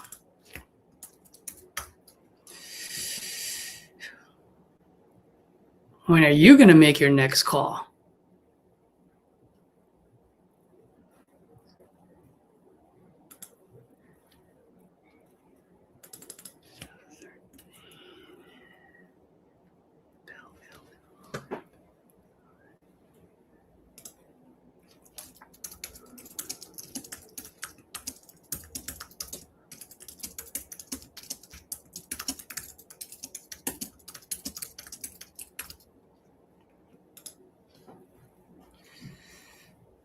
All right.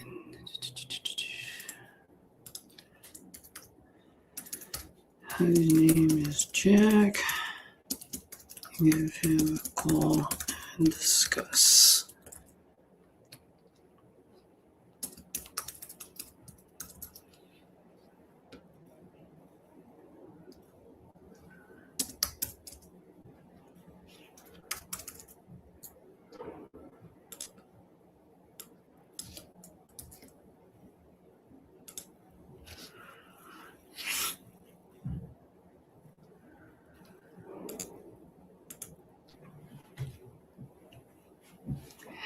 No worries, Skinny Man. I was just, if you're new to my channel, I like to joke around, so I didn't mean anything by it. I'm a very easygoing guy. But yeah, I will continue to make calls. So just bear with me. I'm just taking some notes.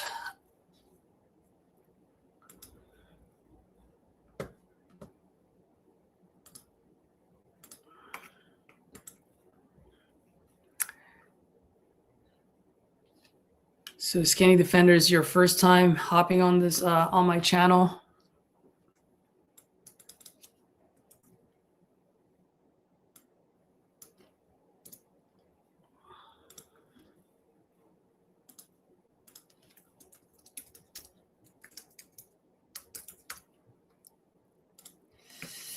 Let's go. We're getting a contract today, boys and ladies.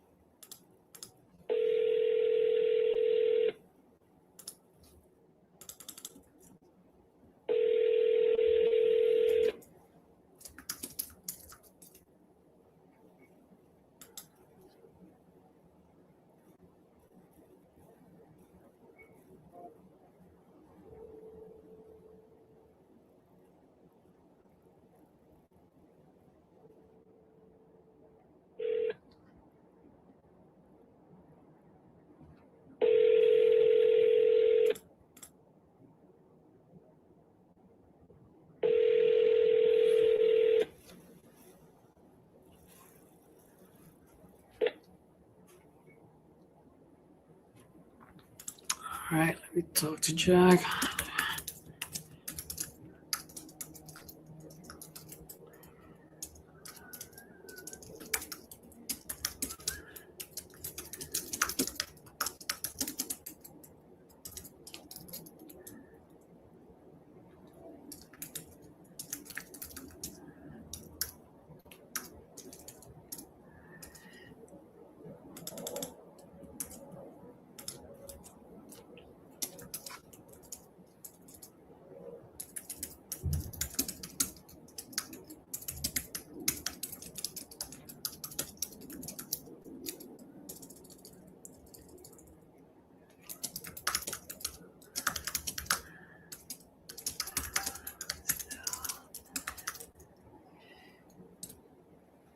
All right.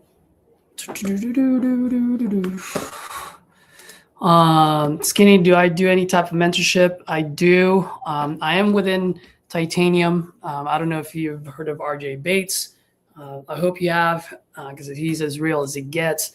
And so I do have a little group within Titanium. So it's for Titanium members only at this moment. Really just helping him out, break down wholesaling, the King Close formula, and really just being able to talk to sellers, lock up deals, getting deeper into that motivation. So that's what I do. But I don't have a mentorship program outside of Titanium. A lot of people have asked me though, because I do like to add a lot of value, and I think I have given quite a bit of golden nuggets out there for a lot of new folks. Actually, there's quite a bit of people that are on right now watching. For my viewers out there, man, I'd love to hear from you guys as far as looks like it's Skinny's first time hopping on here. If you guys can drop a key idea or something about my channel and what you've learned that's helped you, that would be awesome, man. Let's fire up that chat. I'd really appreciate it. For the folks that are watching, if you continue to get value out of this, smash that like button. Skinny, if you get value, smash that like button, subscribe. If you don't get any value, then don't. That's no problem at all. All right. I think I've called all of my new leads for the day. So what I'm going to do is I'm going to go ahead and buy some more. Let's do that. What do you guys say? Let's do some lead Zolo. Let's look at some lead Zolo leads and see if there's anything we can get. Wheatfield, Georgia. Where is Wheatfield, Georgia?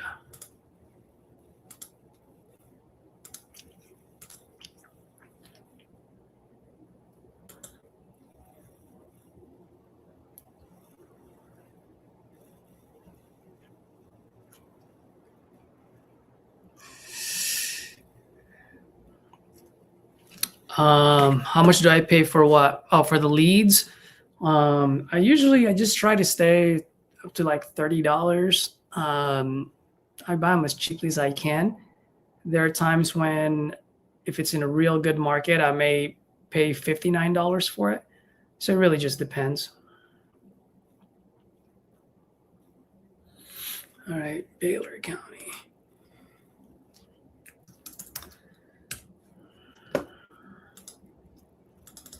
Guys, keep firing questions away, by the way, because I am going to look at buying some leads right now. So there's going to be a little bit of dead time.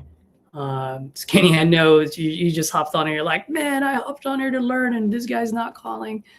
Sorry, man. I'm doing my best to get this thing going.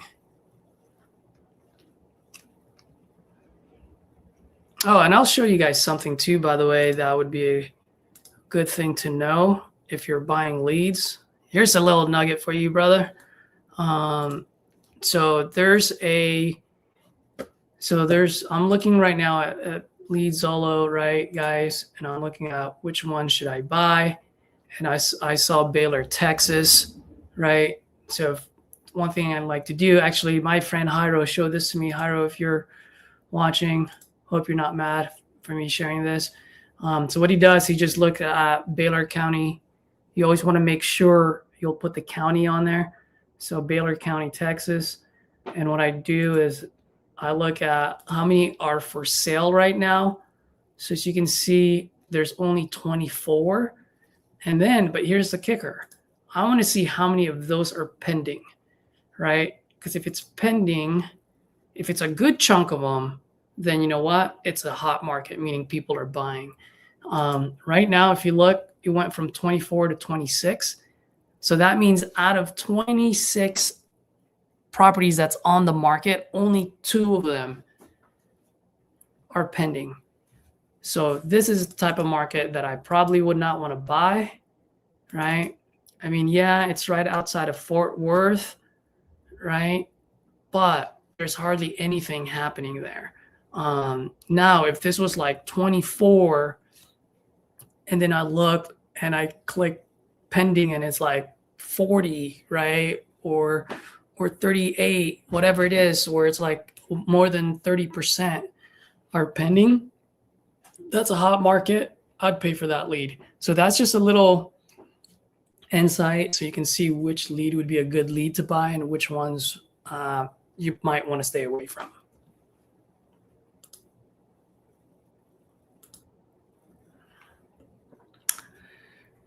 Skinny, hopefully that was pretty good value for you. I don't know if you're buying leads right now. Let me know if you're buying.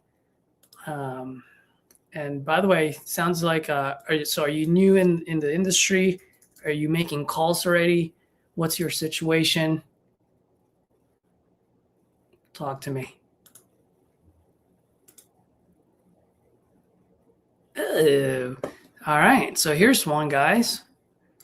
Notice there's a property in the Cass County.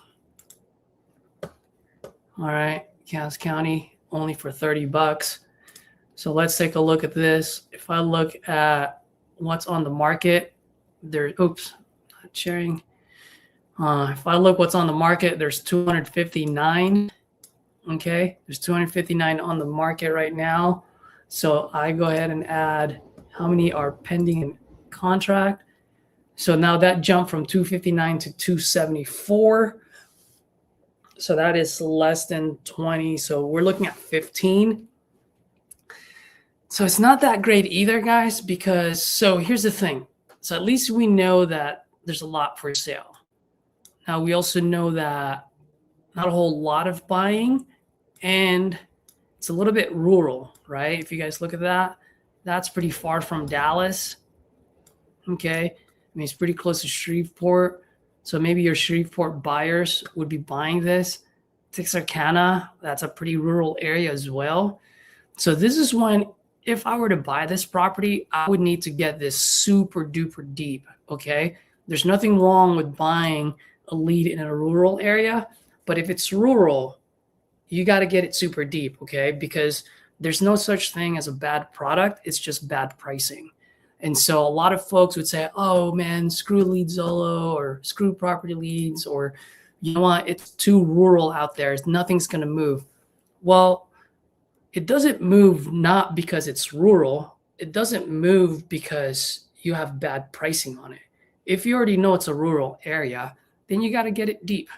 And if you can't get it deep, then either you need to practice on your closing abilities, or you're talking to non-motivated sellers and you just need to go find one that's motivated. Does that make sense? So hopefully that helps out, guys. That's just a little insight on how to buy some of these leads, especially it's in a county that you're not aware of.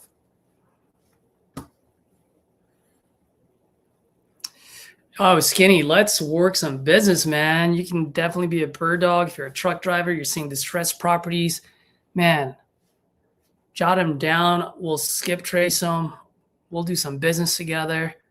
I'll also help you and teach you on how to close some deals, how to talk to sellers. I actually have a few truck drivers that do follow me, and they tend to listen to me while they're driving.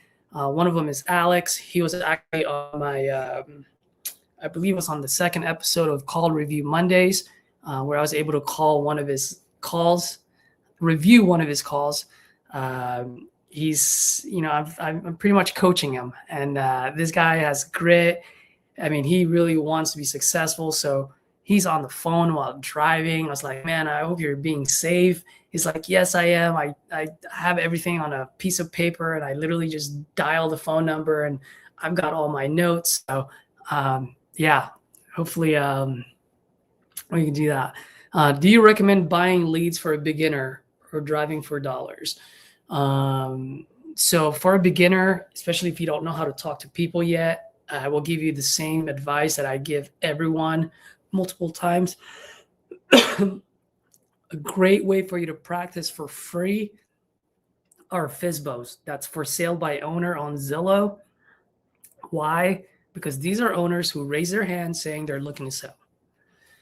2, most likely the phone numbers that's on Zillow will be the correct number. Okay. So what that means is that you will actually, every time you pick up the phone, you have a high chance of getting in contact with the seller.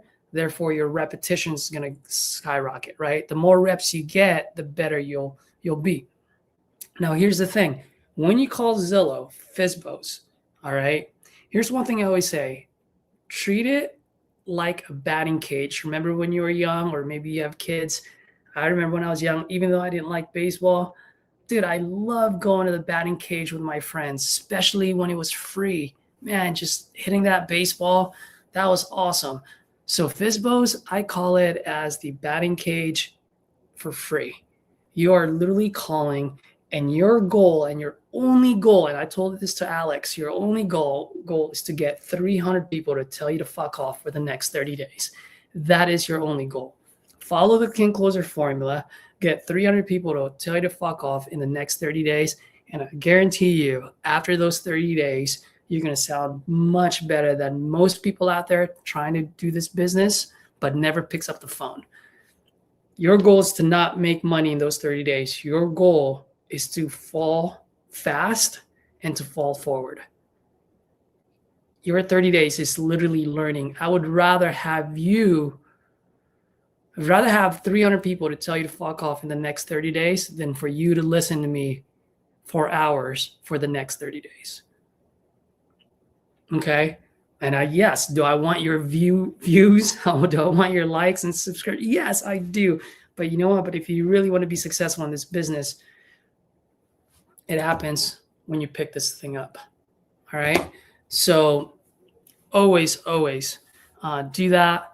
And then once those 30 days is up, Skinny, now at that point, then you go ahead and start buying leads. Because you're ready to go to battle. You're battle tested. Jacob. Wait, which Jacob? There's multiple Jacob within TU. Want me to throw you a lead I spoke to yesterday that I couldn't close? Absolutely, bro. Shoot it over. Let me know what's up. Send me the details. You can Facebook message it, or you can text it to me. I think you have my number, so give me a call. Let me know. All right, let's see. Mark showing property to prospect buyer, and he. Right.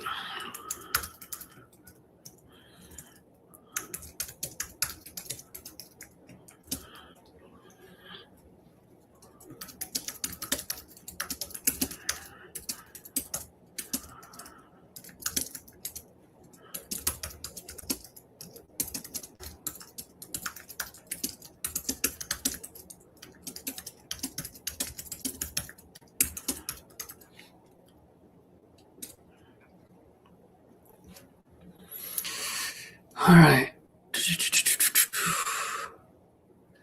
Oh, you know what? I forgot. So let's go buy that one. Let's see how it goes. It's only $30. Oh no! Don't tell me someone bought it. Me talking to you. Oh no, it's still there. Whew. Scared me.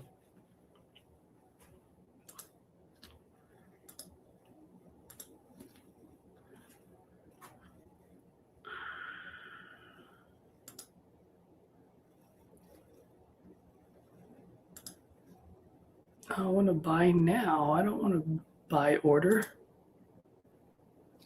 Let's go.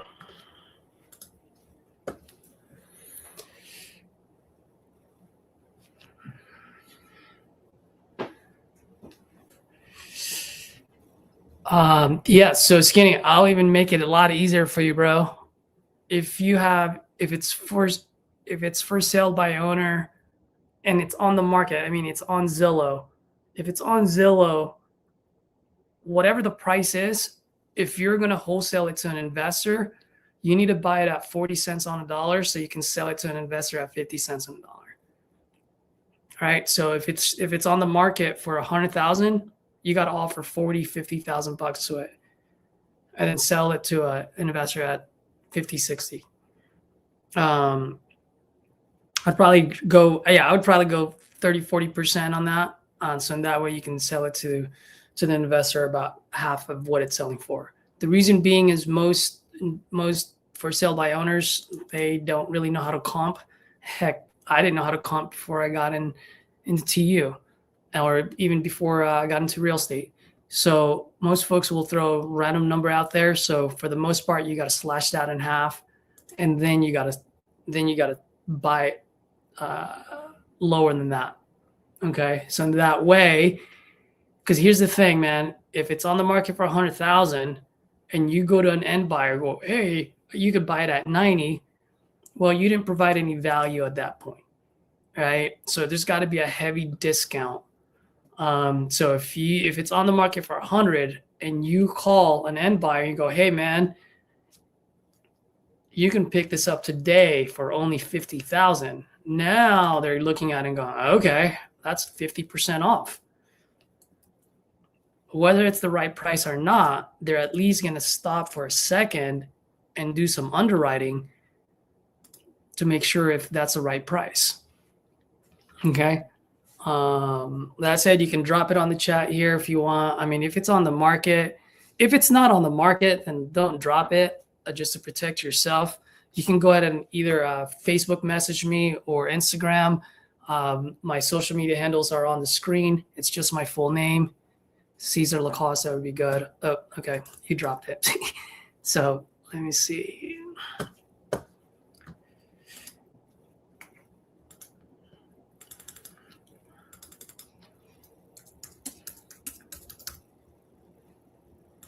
Meridian, Connecticut. Ooh. This thing is Olay. 14 days, 197,000.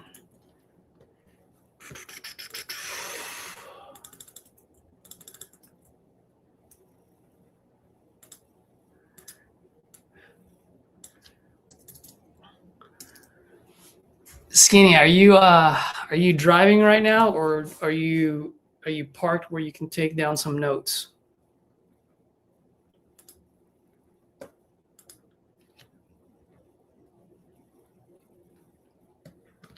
Because if you can take down some notes, I'm gonna give you some skinny on this, man.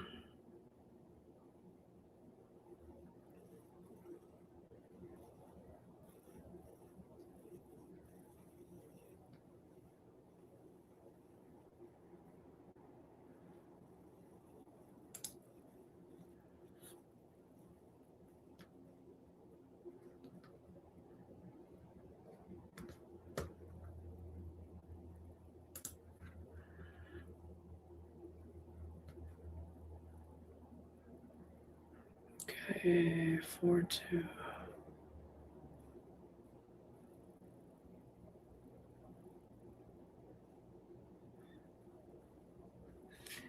Okay, so this house right here. All right, so here's one thing you want to do. All right, this house right here is probably worth about 300,000. I mean, can you push it up to 350? Yes. The only thing is, all the 350s. Actually, you know what? Since you dropped it on the chat, everyone knows that property anyway. You guys want me to share my screen so you can see how I underwrite? Drop a 1 if you want to see my screen, so I can show you how I underwrite, how I comp. Let me know. Come on, guys. There's a good chunk of you watching. I want to see that thing fire up. I want to see a bunch of 1s there or a bunch of 2s. Either way. Kevin, my man. Always the first one. Love it. All right. So, share my prop stream. All right. So, very quickly, here's what I like to do. I just like to sniff the air. That's what I call the sniff test, right? Punch in the address, and I look right off the bat, and I just go, can you guys see these numbers? Look at all of these. Everything is in the low to mid 300s, and there's only one that's at 400,000. If you're a newbie, most newbie will go, oh, I'll make my ARV 380 or 400,000.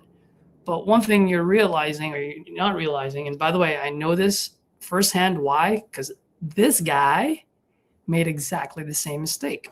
Okay? Used to make the same mistakes. So when you look at this, when an end buyer scans the neighborhood, this end buyer is the one that's actually going to lift the hammer, and it's the end buyer that's actually going to invest his or her hard-earned money, her own money. Whether that's a hard money lender, whatever, they're the one that's going to be writing the check. Okay? So I want you to think about this for a second. Forget real estate for now. Forget everything you know from me or any gurus that you've ever followed. I just want you to put on your common sense hat on. Just street smart, okay? If this is going to be your hard-earned money, whatever that dollar value is, whether that's 50,000, 100,000, 200, right? Whatever that is. If it's your hard-earned money and you look at the neighborhood and you see houses selling at 350, 310, 348, 355, 367, 400,000, 350, okay? 350, 350, 275, 240. Okay, I'm going to ask you guys one question, and I want you guys to drop it on the chat. You are the end buyer. This is your hard-earned money. If you scan on what's going on in the neighborhood, and I'm going to repeat that again, 350, 310, 330, 348, 355, 367, 400, 350, okay? What is now your ARV? Drop it on the chat, guys. What do you think the ARV is?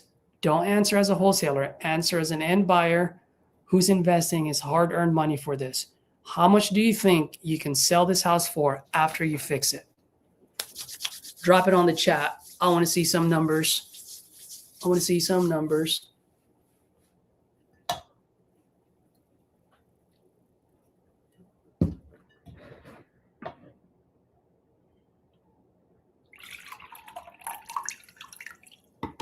Kevin at 315.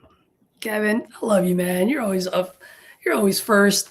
Dude, I think a lot of people are watching or listening, but you guys are a little quiet today. You guys are not engaging as much as usual. So Kevin, why 315? Shadow 340 to 350. Why 340 to 350? Other folks.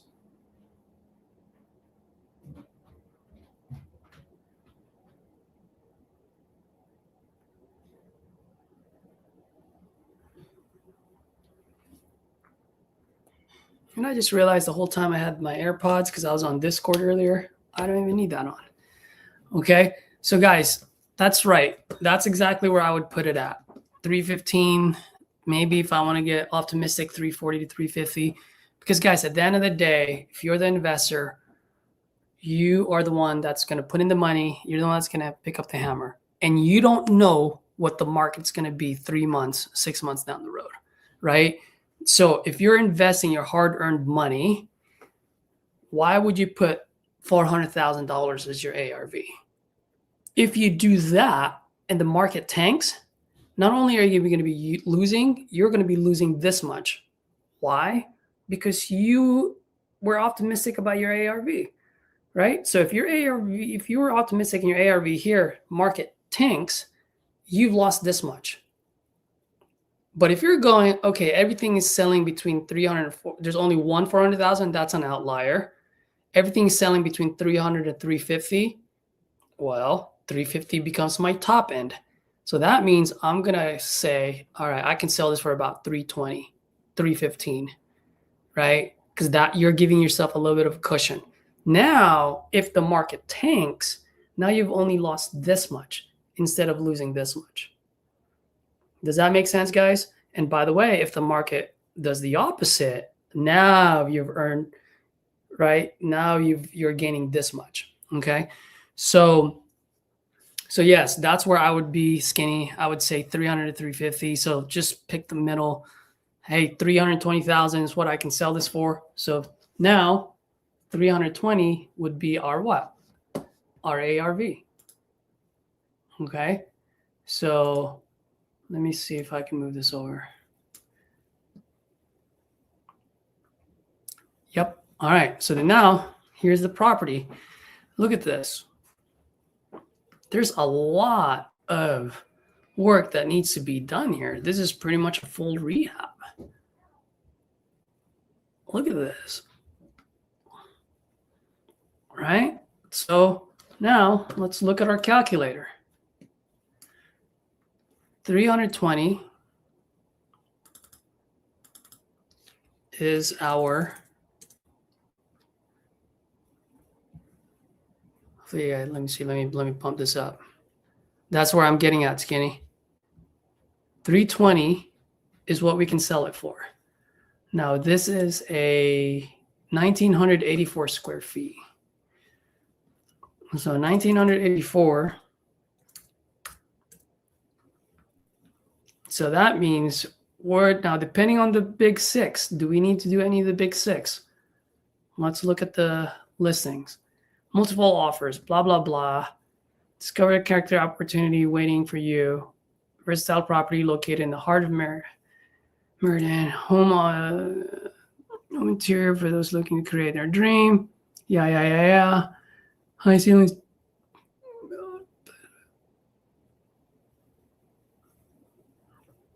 Total renovation to make it rentable unit. Property has sustainable freeze damage. Oh, it's got freeze damage. Okay, there goes the big six. All right. So this is going to be a full rehab plus the big six. So we're looking at $90,000 to $100,000 already of rehab. So 100,000. And how much are these guys asking for it? 197. Yeah, sure. So if you look at this, if an end buyer pays for this, forget our assignment fee. If an end buyer pays for it at 197, they are losing $15,000 right off the bat, right? Because 197, they're all in is 335. So what that means is this thing's probably going to move.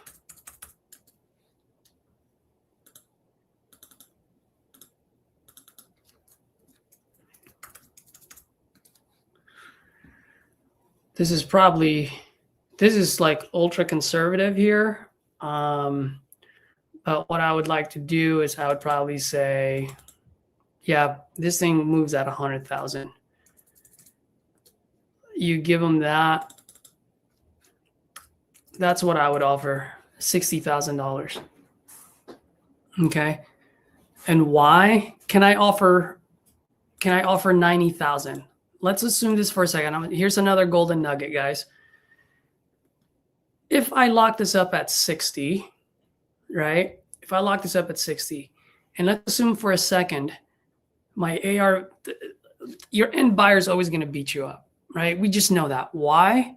Because their job is to get it as low as possible. Once you have a contract and now you're dispoing it, the dynamic changes. You're no longer the buyer. Now you're the seller. So guess what? The end buyer is the end buyer. So their job is to go low. They're going to beat you up no matter what. So what if their ARV is wrong? What if your ARV is wrong? And what if they say that the repair cost is going to be a lot higher? Right? So what that means is, let's say they say, oh no, ARV is only 300,000. Oh no, Caesar, that thing is going to cost me like 130,000 or 120. Right? So then now they're going to say, man, I'm going to need this like at $70,000 or 75. Guess what? All right, let's get going. Let's assign that contract for 75. Why? Because you had that $40,000 as a cushion, and that 40,000 just shrunk to 15. Do you have to ask for a price drop? Nope. You can if you want to. Maybe you get them to come down to 50. Now you still have a $25,000 assignment fee. Why? Because your end buyer's okay at 75. Right? But here's the thing. Asking the seller to go from 60 to 50, it's not that difficult. However, I'm going to go back to what we had it before. 320,000 at 100,000, and you lock it up at 90 with a $10,000 assignment fee, right? Because that still works. That number still works, okay? So if we were to do that, and this person comes back to me and say, dude, I need this at 75. Why? Because ARV is only 300, and I'm going to have to put in $120,000 of rehab. So now that means I would have to get what? I would have to get the lady or the seller to come down to 65 just to get my $10,000 assignment fee. That seller now has to go from $90,000 to $65,000. That's a $25,000 drop versus $10,000. Who do you think is going to have a higher success, a higher chance of getting a price drop? The one that locked it up at 60 to begin with, or the one that locked it at 90 to begin with? So this is one of the most common mistakes that wholesalers make, and I've made them plenty of times, and it took me a long time to finally get through to my head. So I just wanted to share that with you guys. So hopefully that can shorten your learning curve, and it won't take you as long as it took this hard, stubborn ass for that. So you got to build in a little bit of cushion, okay? Now, I'm not saying put a $40,000, $30,000 assignment fee every single time. If you're buying a property in Alabama or Toledo and price point is only 80,000, ARV is 80, of course you're not going to put $30,000 assignment fee, right? Maybe put $15,000 assignment fee. So that means 15,000 can easily shrink to 5,000 bucks. You're giving yourself that $10,000 cushion for when the end buyer beats you up. Okay. And once again, if you're nationwide, you don't know the market, you're miles wide and 1 inch deep. That means there's way too many variables. Told you already, man. I would do it at 60, 320, 100,000. I would lock it up at 60,000 and market it at 39. That's how that would work. Worst case scenario, Remember what I told you? Oh, Skinny. Remember what I told you, brother? I said, when it's on the market, right? What was the easiest thing to do? Cut it in half. So they have it on the market at what? 197. What's half of 197? Well, half of 200 is what? $100,000. Holy moly. What did I say how much it would be for the end buyer? $100,000. So if you lock this up under 100, you should be with this at least with a striking distance. So if they take $90,000, you can go ahead and market this at 99. Man, an end buyer would pick that up and go, "Yup, it's on the market for 197, and I can purchase it $100,000 less. Let's go." So guys, I just walked you through a profit calculator on how I would underwrite this, right? But you guys also saw what I just said. If it's on the market, just slash it in half and make sure you lock it up under 50%. So in that way you have an assignment fee. Yeah, isn't that funny how numbers work? That's crazy.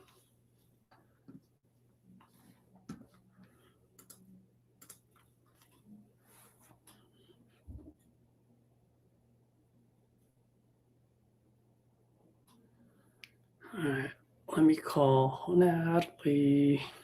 It's the new lead that I just got. Let's see what happens.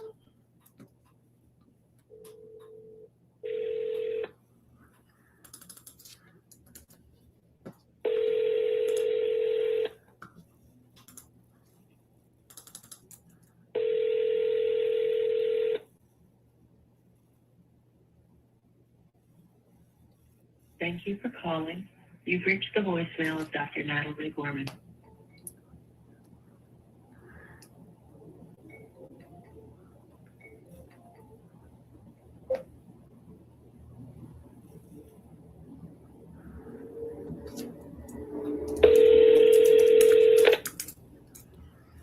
Good morning. Yes, good morning. Is this Dr. Gorman? It is. Hey, Dr. Gorman, good morning. My name is Caesar. Just calling about your property on West Houston Street. Looks like you might have filled out a form on one of my sites or on one of my ads. Are you still looking to sell that property by any chance? I am. It's East Houston Street. Oh, it's East Houston. Okay. Yeah, on my screen it says West. That's why I couldn't find it. Okay. Thank you for letting me know. Okay. So No, East. that's okay. I could have possibly, fat fingered it. I didn't want to say because I was talking to a woman about you. That's usually my line when I make a mistake. I always say fat fingered it. And by the way, do you prefer me calling you Dr. Gorman or Natalie? Natalie is fine. All right, Miss Natalie. How much are you looking to get for this one? I just really need to make sure that I pay it off. I don't have a bank lender. I did an agreement or a contract with a private person. So the taxes are in my name. The deed is in my name, all of it. And so I think I'm really trying to get just maybe like 150, 160 out of it. Okay. And how much? So you bought this on a land contract, you're saying? I did. Okay. And how much do you currently owe? 125. 125. All right. Okay. And do you currently live here right now, or? I have a few properties in Texas, right? So that used to be a residence. It's like one of the oldest houses in the area. First of all, let me give you a little background about Linden. Linden is the home of Eagles guy. Gosh, kid, name's on the tip of my tongue right now. He owns everything in Linden. Okay. Pretty much. The square, all of it. Gosh, why can't I think of this man's name right now? I'd love to help you, but I have no idea. I know, that's okay. Anyway, Hotel California, dude. Anyway, so I opened a restaurant there. That's how I bought it off the person who had it. And then when I closed the restaurant in that building, I transitioned it. So I built a whole shower, bathroom thing inside it. So then I thought, well, you know what? Because I had some folks like who wanted to do VA loans. I'm a veteran myself, so but because it didn't have a bathroom, then they weren't able to qualify for, to get it. Mm-hmm. So my daughter passed away in May, and so I am just, I'm a mess. And so I'm just really trying to, I pretty much almost just ran away from Texas. But I'm going to keep one of my properties at the lake and a couple of my lake lots. And for me to come back and forth, but dude, I'm headed to Mexico for like 6 months. Well, that's nice. I just need to get my head clear. And so this thing sits empty, pretty much. And I got some stuff stored up in there, once I closed the restaurant, I kind of let my son hang out in there for a bit. But no, I'm not presently occupying it, and I'm going to move him into one of my cabins on the lake. And so I thought about making it into residential adult living place, because it's a beautiful historic home, right? It's got stencil walls inside and everything. But for me right now, I don't want to manage anything. I closed my second restaurant in Texas because I don't want to do anything. I just want to clear my head and mourn and grieve in peace. And I don't want to do anything. So I've been going back and forth about getting rid of this property. I mean, I don't have to, but I'm at the place where it's like, I pay this guy the military allotment, and like I don't even see the money. It doesn't even have my bank account, and I've never missed a single payment. I'm not behind on anything, taxes or estate. I mean, so I don't want it. That's pretty much it. Well, first and foremost, Natalie, I gotta tell you, I don't know how it is to lose a child, but I lost my younger brother and my dad in 2023, 4 months apart from each other. And I actually paused my life for 7 months for my mom, and hung out with her, just so that, to help her get through it. And I got to see that. So my heart goes out to you. I'm so sorry for your loss. Hopefully I can be an easy bond for you. At worst case, hopefully I can add value to you today and just at least be a resource for you. I understand not every call is a deal. I'm not here to pressure anyone. I'm a very easygoing, straightforward kind of guy. I always tell folks I'm no baker. I don't like to sugarcoat things. I'll tell you where I think it needs to be, and if it makes sense, great. If not, hopefully any insight that I provide you will add some value. Okay. And once again, I'm really sorry for your loss, and hopefully I can help one way or the other. Thank you. That being said, I mean, you sound like you're an investor yourself. You own properties as well. So I want to help out, put as much as I can in your pocket and get you to Mexico. That being said, I also have to be fair to my business. So let me just ask you, I'm seeing some pictures on here, and are these pictures most recent? The ones that I see on Zillow? Because it looks like you had it on the market in January. Last January, I did. Those are, a realtor came out and last year. And she had someone come in and he did the whole thing with the drone, and he took those are all current pictures, yes. Okay. And so currently it's a 2-bedroom. Is it really a 2-bedroom, 2-bathroom only? Because you transitioned to a restaurant, that's why, right? Right. And so what I did was I put a bathroom back in, right? So there's not a shower. So there's a larger, room. Guys, I screwed up big time here. There was a key moment of truth and I missed it, and we'll talk about it later. Other bathroom, which used to be just another toilet, I made the entire room a shower.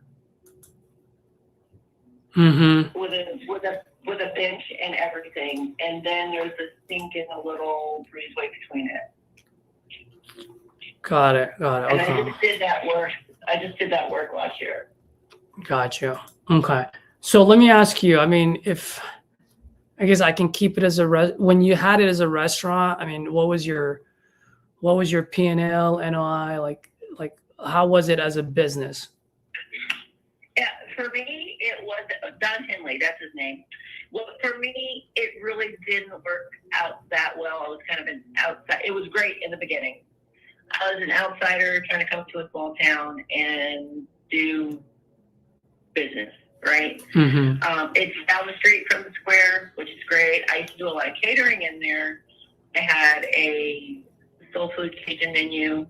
I did a lot of more catering and parties than the actual restaurant business. I had a beer and wine license. Mm-hmm. And so if I probably had a full liquor license, I probably would have done better. But like I said, folks in that town are kind of, you're not from here, you know, we got you for a minute, but after that, you know, a couple of the restaurants that tried to come down, they didn't really do too well. It's like this, you know. So one of the restaurants that's doing really well right now in town is called Fire and Knives, but of course they're on the square, they're on the Don Henley Square. Don Henley owns the property. He basically paid for the guy to come in and, you know, do everything. And it's just one of those, it's better off being in-house than any kind of business in Linden. One of my good buddies, who's seventh generation person that lives in Taft County in Linden, beautiful store that she has there, with a beautiful loft apartment upstairs. I think she's getting ready to sell. Just no business, no, you know, there's not a pull or a draw other than Cass County boasting or Linden boasting that it has the oldest operating courthouse in the state of Texas for a small town. Mm-hmm. But people don't come into town for that crap. They don't. So you go down the street to Jefferson, which is 20 miles down the road. Their economics is booming. They have a lot of bed and breakfasts. They have tours out there for on the lake, on Cattle Lake. They've got a booming downtown, which just is mostly a lot of historic things. So inside the town itself, operating another business, I don't advise it. Got it. Okay. So keeping this as a house is probably the best bet. So then now, here's the thing. In order for me to sell this as a house, obviously I got to do some things here. So one, how much do you think it's going to cost me to turn this into a full 2-bedroom, 2-bath, where now it's, you know, people can get a loan on it and get qualified and everything? Nothing. Well, I ain't gonna say nothing. It depends on what you want to put into it, right? It has the full bath. It has the full shower. The two bedrooms. I don't know. So, like, in one, can you see the inside, like where the bar area is? Yes, ma'am. Okay, so if you want to turn that into a sitting room, I know that's like an extra room, and we want to turn that to a living room or something like that. On that side of it, and then the other two rooms. Well, actually, the area where I have, it looks like the prep room. There's a small area for a closet. No, that could be a bedroom. That's the bedroom. Could be. Or the kitchen, right off the kitchen. Add another door. Those are two large enough bedroom that actually looks like they used to have closet space. Cool thing about the house is that two families that used to live there when they were children actually had parties in it with me. I catered parties with them. So they brought their grandparents and like people who used to live in the house, and they walked through it and they were like, oh, this used to be the living room. This used to be somebody's bedroom, I don't think it would take a lot. I mean, you could I'm just trying to look at it from the view of where I had it. Like, if you take all those dishes out of the prep room, there's that little small makeshift closet there. There's another one in the other bedroom, and then where the other fireplace is on the opposite side of where the bar is, that was a living room. So, it depends on how you want to design it, basically, I think. Yeah, I mean, you don't have to knock down walls. well, that's what I was gonna get at. You don't think I would have to knock down walls? No. Okay, so no walls. So no walls, But not you gonna. want to put another toilet in there because when they started to redo the house in 2017-ish, right? The guy I bought it from, he did a total rehab on the house, new roof on it, all that bit. But they took away the upstairs. It used to be an upstairs. And so now up there is like the air conditioning unit, and they raised the ceiling, right? And it for aesthetics. So there's no access to an upstairs anymore, what it used to be. It's called a dog trot house, pretty much, because the front door and the back door are one, big hallway where, kids and stuff used to run through the house pretty much. And then you open those doors, back in the day, the air would come through, so people had beds out in that area so you can get a breeze. Okay. There used to be an operating well underneath the house. I had not explored to get the well reopened or anything like that. Yeah. Okay. There's some cosmetic things that need to be done to the house for sure. Okay. So let's say I do that, turn this into a real 2-2 or maybe even a 3-2 or whatnot. How much do you think I can sell it for on the market? For what I originally had it out there for, I think he'd be fine. Because I don't, after construction, I really not good as a person to, have know what that looks like as far as pricing and stuff is concerned. Because, I put the bathroom in it, so I knew that would be helpful. And I said before I put the bathroom in it, there were some folks who wanted to look at it, but they needed FHA or VA loans, and they wouldn't do that without a without a shower. Okay. And just curious, by the way, why did you take it off the market after, I think, less than 60 days? I opened up another restaurant, didn't really have time to do, not only that, my realtor moved out of state, and I didn't feel like finding another one. I was maybe going to try to sell it myself, and then I thought about doing, because my mom ended up with dementia, and private care for nursing homes was terrible. I thought about doing I saw a lot of buzz about private homes where people were making those into adult daycares. And that's actually what I was going to do. That would actually do well there because there's an aging population, a huge aging population. And I already had a nurse online with me to help me get it structured. The licensing for those things is super cheap in Texas. Like a 2-year license is something like $3,000.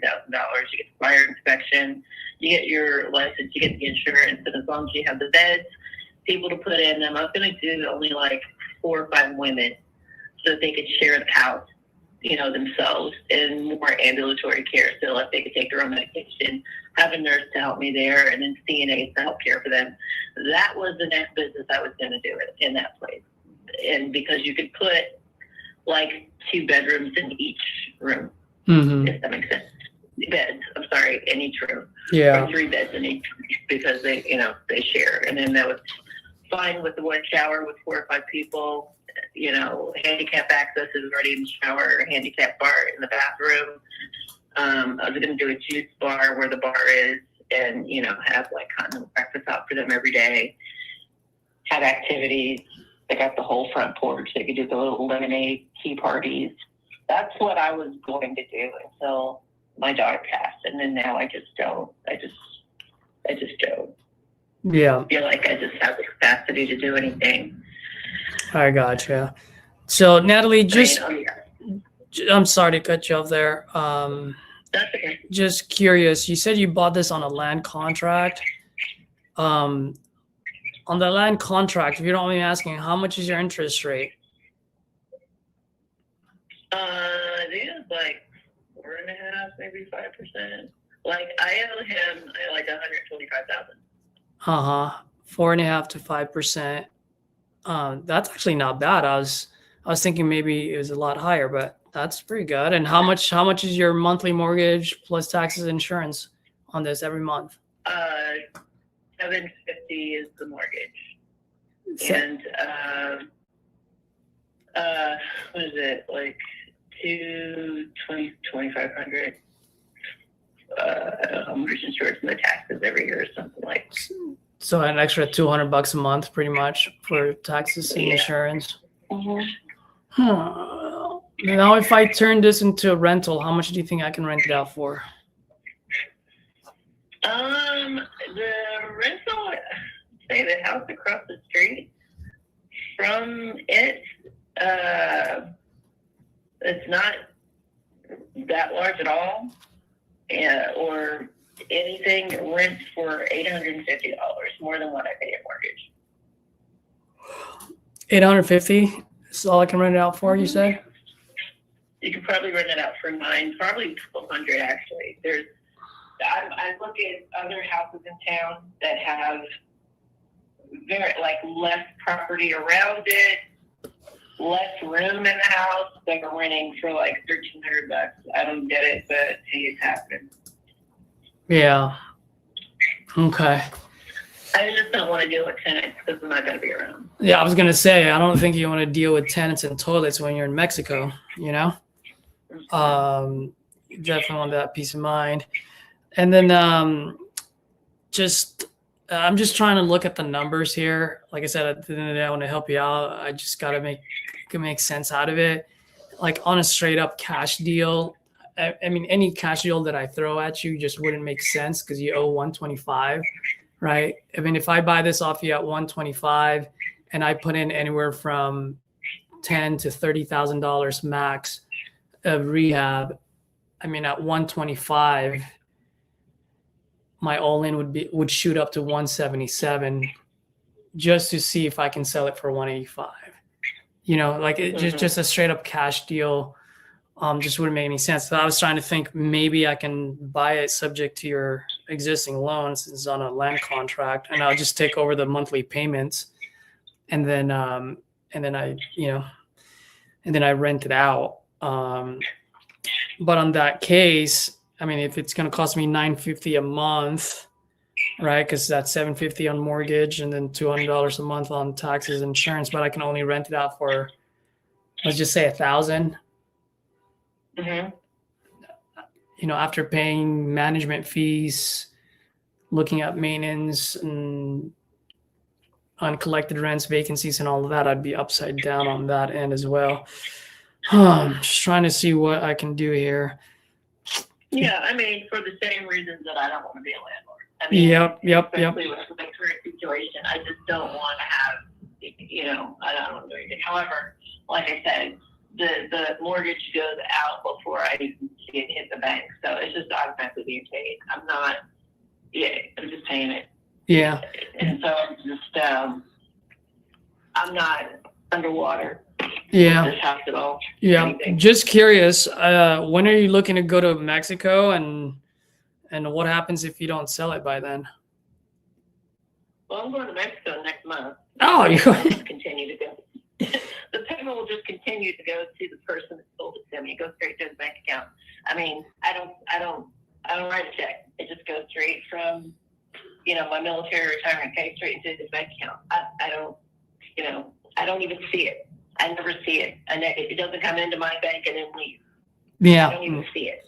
Yeah. So, I mean, at this point, it doesn't sound like you're strapped for any cash, right? I mean, at the end of the day, if anything, this thing is just going to bleed you out a little bit, because it doesn't sound like the monthly mortgage is really hurting you either. I mean, at the end of the day, just for full transparency here, looking at the market in that area, I would not be the end buyer for this. Now, if I can find, what if I can find like an end buyer? And the reason why I'm saying this is because I do have quite a bit of a network of investors. Some of them do buy out in Linden, Texarkana, and all that other, all the rural areas. If it makes sense for them to just take over your loan and make those monthly payments, I mean, is this something that you'd be willing to just get out of you, so in that way you don't have to make any more payments while you're in Mexico?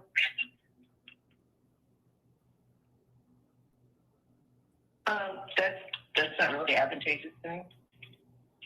Yeah. I mean, I never see the money. I never see the money coming to my bank account. It's as if, it's as if I'm not even making that money. Yeah. I never see it.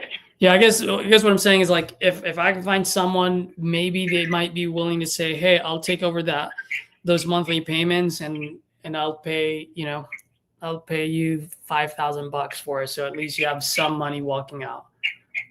It's just any investor that will pay 150, 160 for this, they really have no equity on it, because right now I'm looking in the market and I don't see a single house selling for 180 anywhere there. Let me change the square footage just in case. Maybe if I increase the square footage, I might see something else.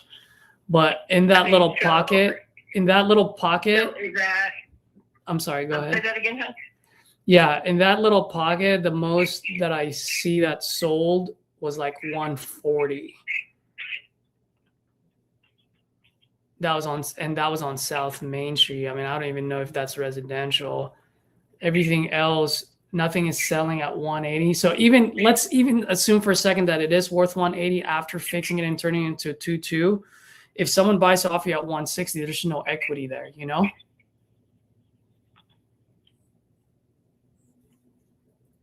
Yeah, I get that part. Yeah, and you're an investor yourself, and so I'm pretty sure when you buy properties on your own, you want to have at least some equity going in there. Otherwise, you'd be buying it at retail price, right? And I'm sure you didn't buy too many that's on retail. So I'm just trying to help out. I'm thinking, like, anyone that I know would want to buy this, they would probably just buy it subject to your existing loan and then give you like a few $1,000s, and that way you have some pocket change going to Mexico. And even then, it's really tight.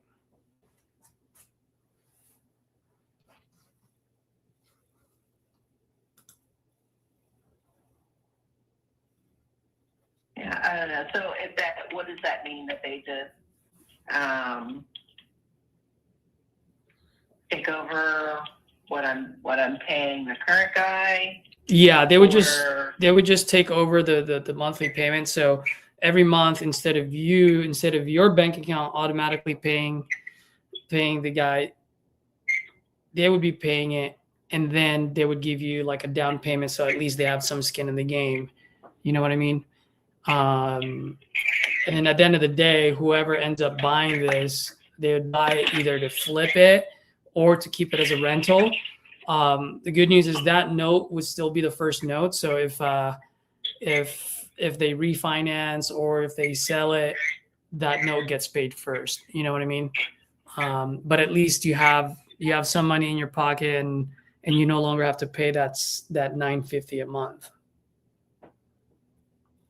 So does that mean that they're going to go ahead and get their own insurance and they're going to pay the taxes, or I still pay the taxes? No, they're going to be paying that. Yeah.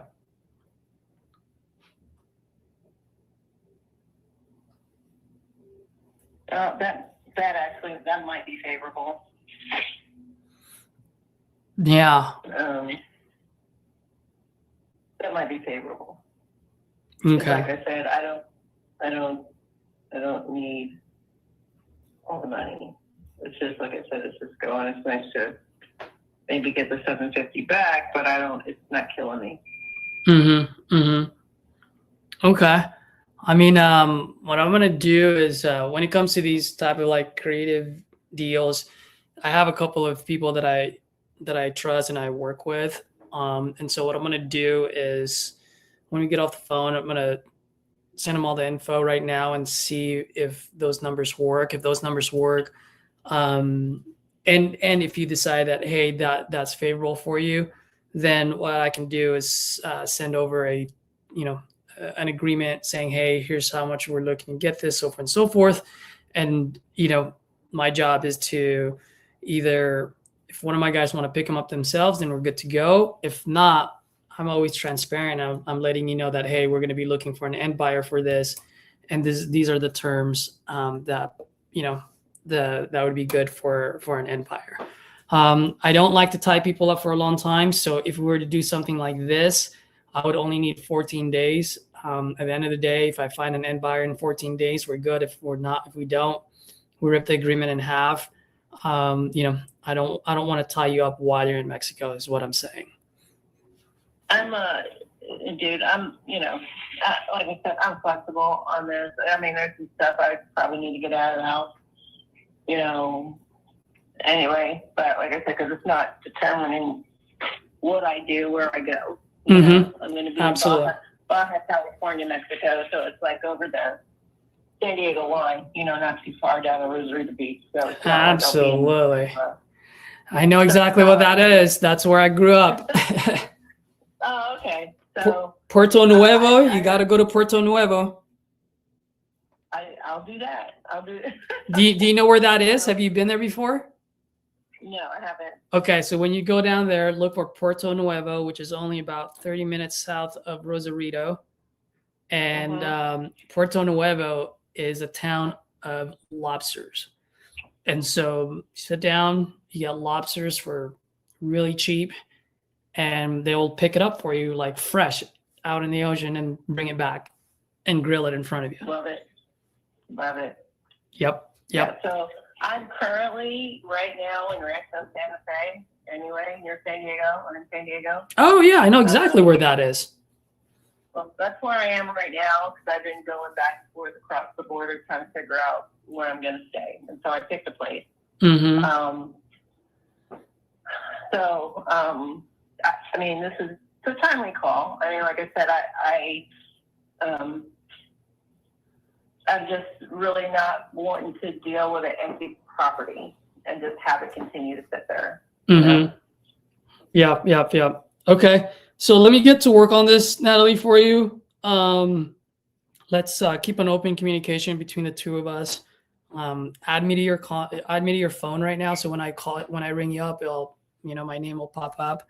My name is Caesar, by the way, just in case. Now, question for you. Let's say we do get an agreement. We start going to work on this.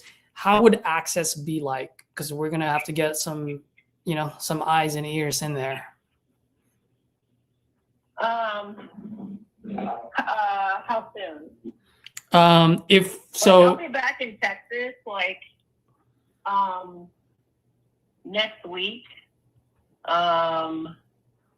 For about a week or two before I actually, head out. Like I got to pick up my dogs and, stuff like that. So, okay. So if that's the case, if we do something, let's say we do come up with an agreement, we get it inked this week, then we can probably start sending guys out there next week. So at least you're there. And then worst case scenario, if you have to leave, if you can put a lockbox on there, that would be great. So that way we always have access if and when we need it. And also I'll let you know, I will always treat it with utmost respect as if it's one of my properties. In other words, I'll let you know when someone's going to do a walkthrough. I'll keep you up to date. And I always have them send me a picture or at least a short video of them locking the place up and locking the key back into the lockbox so that I know that your place is locked and secure. Do you know what I mean? Yeah. So let me get you a definitive, at least date window time. Because when I am back there, I'm going to be taking some stuff out of it. And I'm going to have a cleaning company come in and do some basic cleaning up, so all of this stuff might not be out, but I just need to make sure that what I want or some of the things, which I do have there's a storage shed on the property as well. So I can get some things moved over to actually have another rental behind it that I have that I can have there's a storage room up there that I can put some things in. So yeah, let's keep in touch, and so I can make sure that I have some logistics ready for you and for myself, so that you can get access into the place. Wonderful. All right, perfect. Yeah, let's stay in touch, and I'll work on this today. If you don't hear back from me later this afternoon, maybe you'll hear back from me tomorrow, if not Friday. Okay. Okay, sounds good, Susan. Perfect. Thank you. Thank you, Natalie. You have a good one. You're welcome. Okay, bye-bye. Thank you. Bye. Oh, man, that is something. This is a weird one because it's a restaurant, but it's also a house.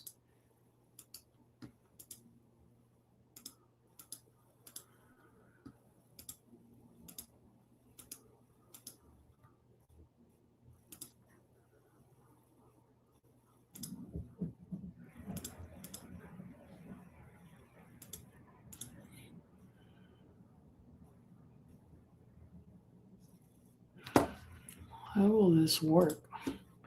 Man, I don't get stumped too often, but I am stumped on this one.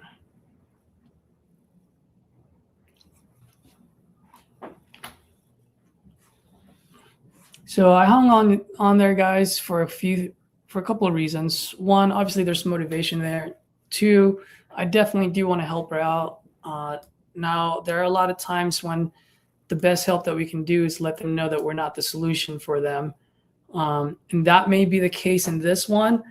It's just, it looks so good and there's potential. So I just want to make sure that I look at all the possible angles that I'm not seeing right now. I'm going to reach out to a couple of realtors, see what's going on here. And if it makes sense, then it makes sense. And if it doesn't, I have no problem letting her know, like, hey, this is just not our cup of tea. So we'll see how it goes. But at least I've opened the mind. We're in good communication and see where we can go from there. So that said, drop some comments here, guys. Drop some comments. Any questions while I take notes here, because I do need to take a note. So we got a couple of quick questions here. Kevin, you said I messed up.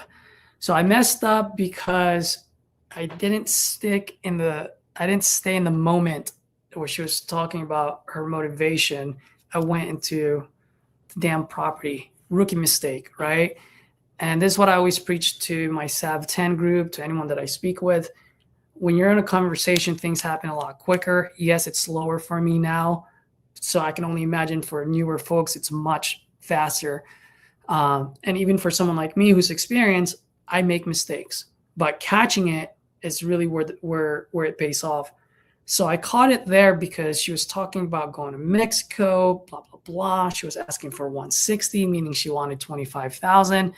At that point, I could have asked her, well, how much do you need for Mexico? That would have been the perfect question to ask, instead of going into the condition of the property or the property itself. That's where I screwed up. Now, so here's the thing.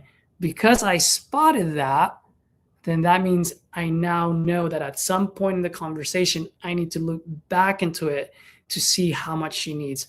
And as you can see, in the end, she doesn't need anything. And as a matter of fact, her monthly mortgage doesn't even hurt her. Right? So the motivation there is not so much about the money. It's not about all of that. The motivation there is she just wants to go to Mexico at peace so she can mourn and grieve. It is as simple as that. So if we can provide her a solution so that she can go, okay, so she can go to Mexico, mourn and grieve, and she doesn't have to worry about taxes, insurance, mortgage, tenants, then we would have done our job. That is the solution for her. Okay, so that is huge there. But yes, I did screw up in that moment, but I caught it, so it gave me the ability to go back. Most people wouldn't catch themselves and they would just keep going and never loop back into it.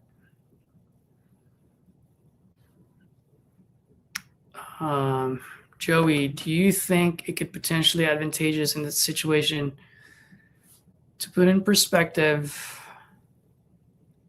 how much she's losing with the $750 a month? Yeah, but Joey, at that point, don't matter. She said like that $750 a month, it doesn't hurt her right now. Okay. And so that's why I said the only thing you can do is just take over the existing loan. And if you're lucky, maybe someone will pay an extra $5,000 for it. But that's it. You're not going to get the 25 because at that 150, 160 mark, there's no equity. So there was no point for me to explain this. And I get what you're going at. And that's actually this is a good point of view, Joe. I don't know why I said Joey. This is a really good point of view. But see, here's the thing. Here's where there's that big difference. Your mind went there, and my mind would go there as well because I'm analytical. But she's not in this situation.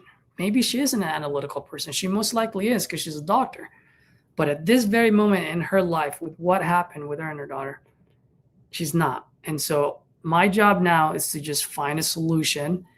And I can, if I can I want to put as much money. I really do mean that, right? Because this thing hits home for me, losing my brother and my dad.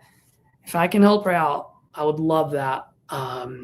And see what we can do. I just don't know because I don't know if we have enough meat on the bone here. So I got to reach out to some realtors, reach out to some investors, maybe put this up in a comp portal within Titanium to see what Cassie and Titanium would say about the ARV, the CMV, and so forth. And then see where we can go from there.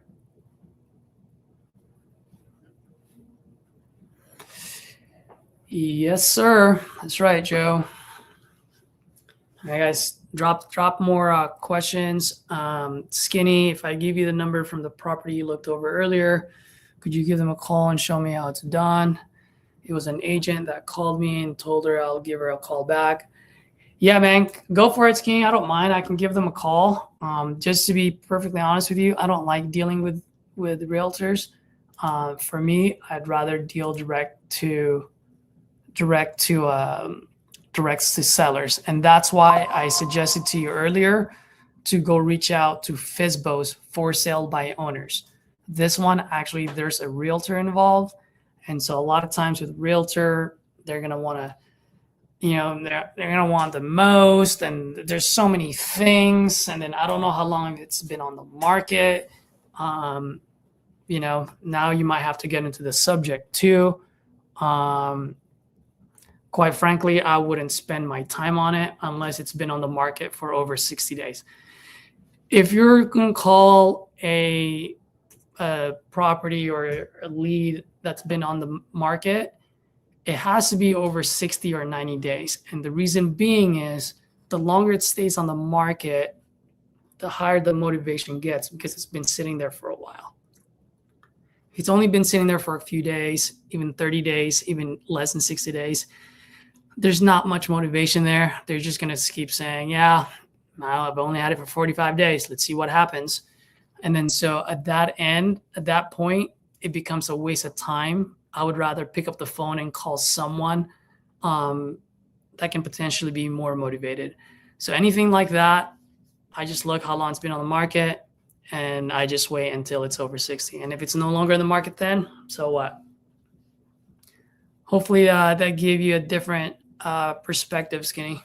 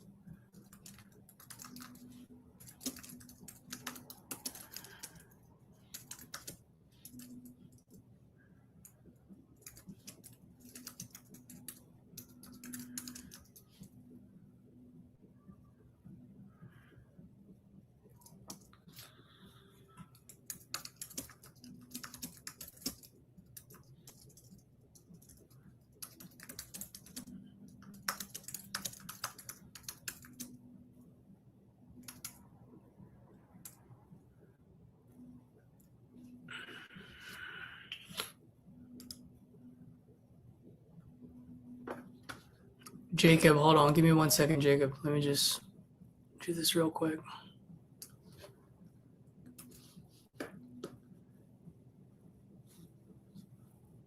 I'll call it right now.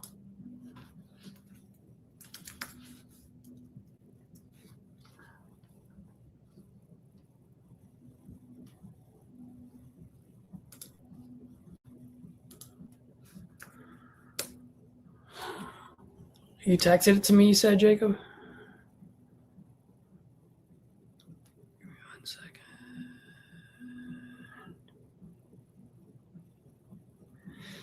Okay, so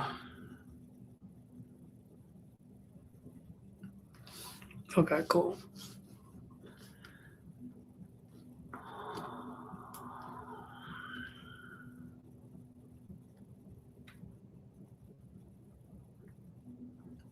And Jacob, quick question for you. Was your original or was your phone call with this seller, was it recorded by any chance? I don't remember if you have a CRM or not. And there's a reason why I'm asking.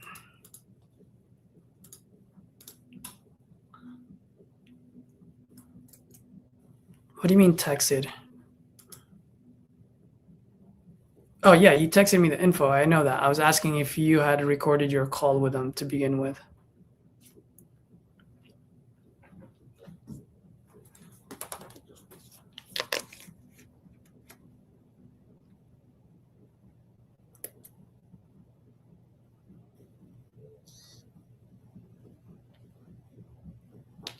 All right.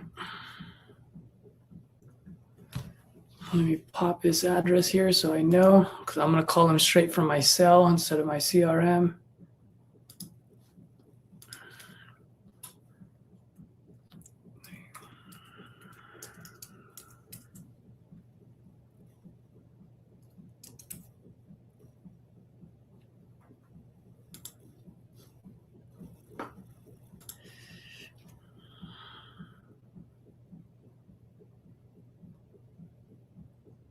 The subscriber you filed is not in service.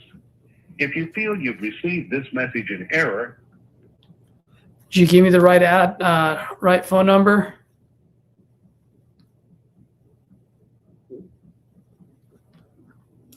Because it looks like it was the wrong number.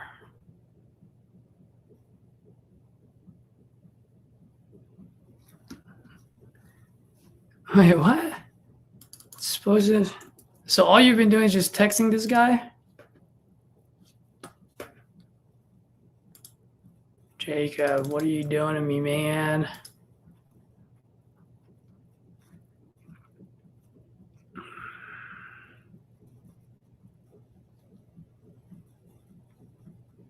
It's not on Zillow. Are you sure you gave me the right address?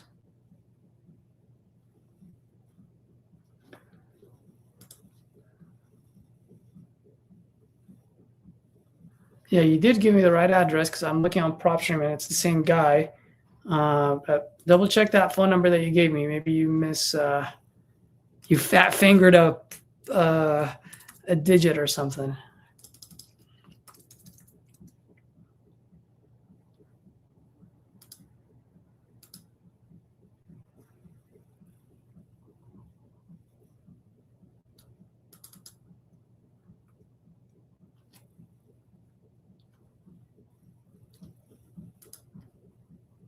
Oh, you said that you texted me his info, so you called him. I got you. My fault.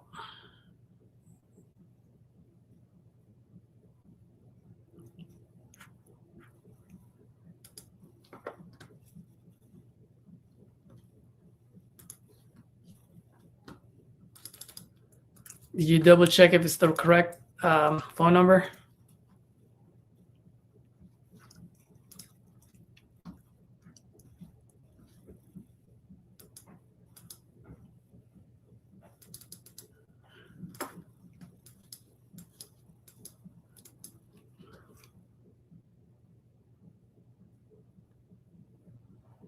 the subscriber you have dialed is not in service.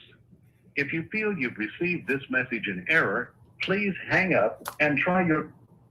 Not in service, bro.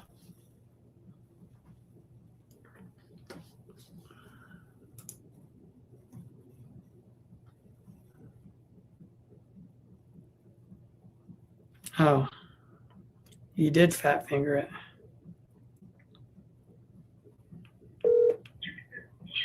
Dave? Hello? I had a feeling that was the case.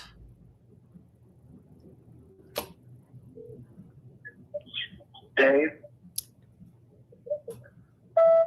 Hey, Dave. Good afternoon. Caesar here. Calling about your property out in Kokomo on East 250 North.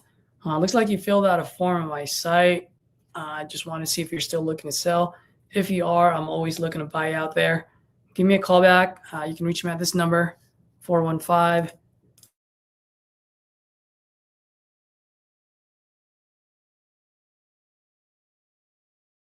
I'll go ahead and shoot you a quick text as well, okay? Thanks. Bye.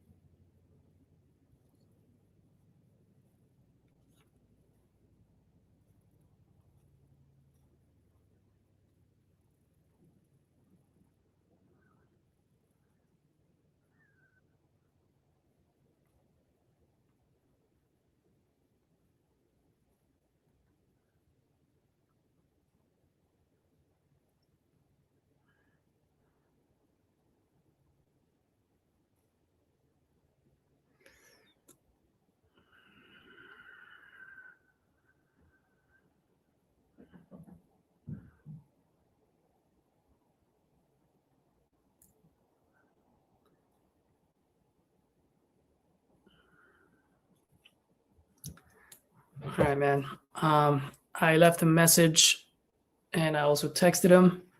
So let's see what we can do there. Let's see.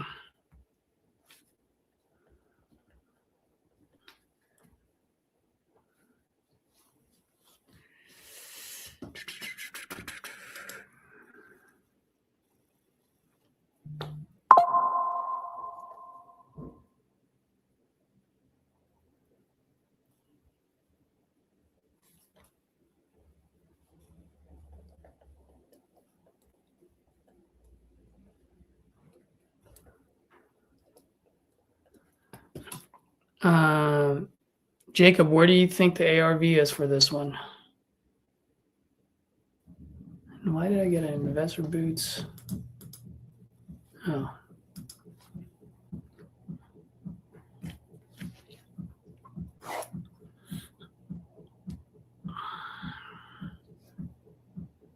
Let me see. Ian also sent me another one too. So let's see what we can do here.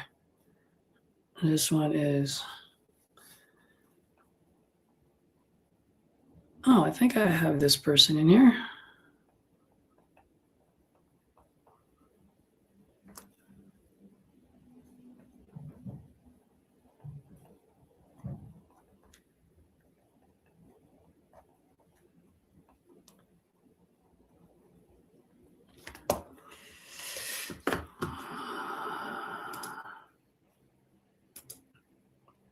Do I have this person in my CRM already?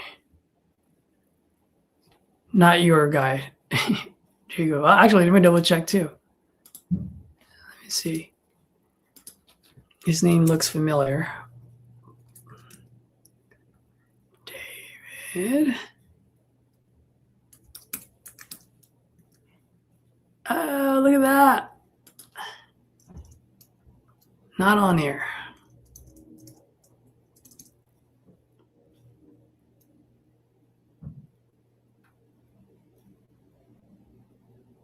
That's good.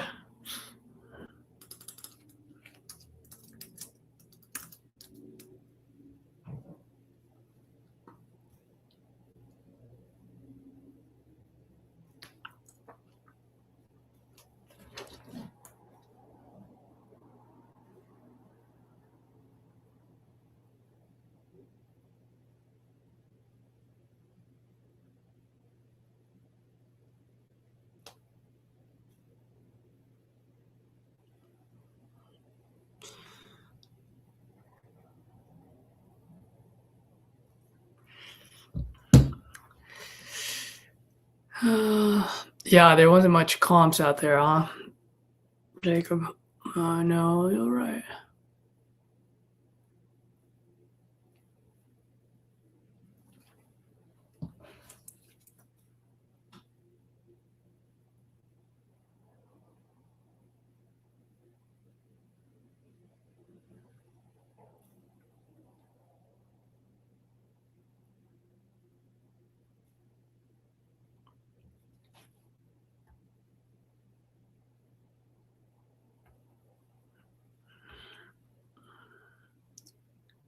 All right, let me call her now.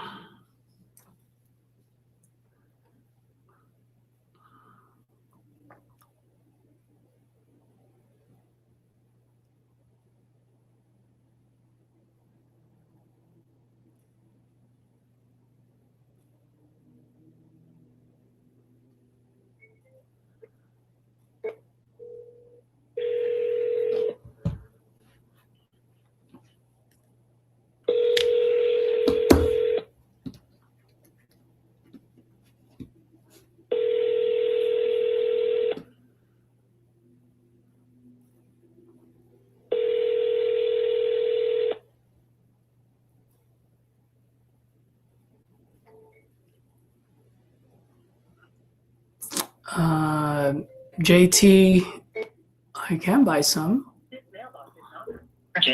Because voice.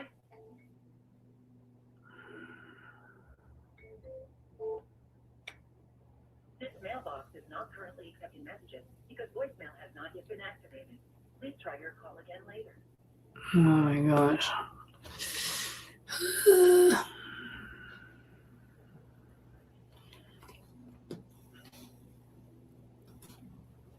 All right, guys, give me 1 second. I just need to ping a TU member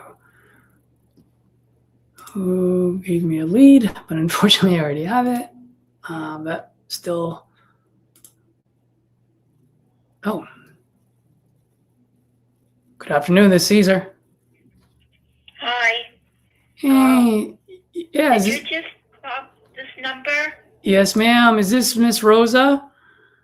Yes, it is. Hey, Ms. Rosa, good afternoon. My name is Caesar, and calling about your property out in Rochester on Seward Street.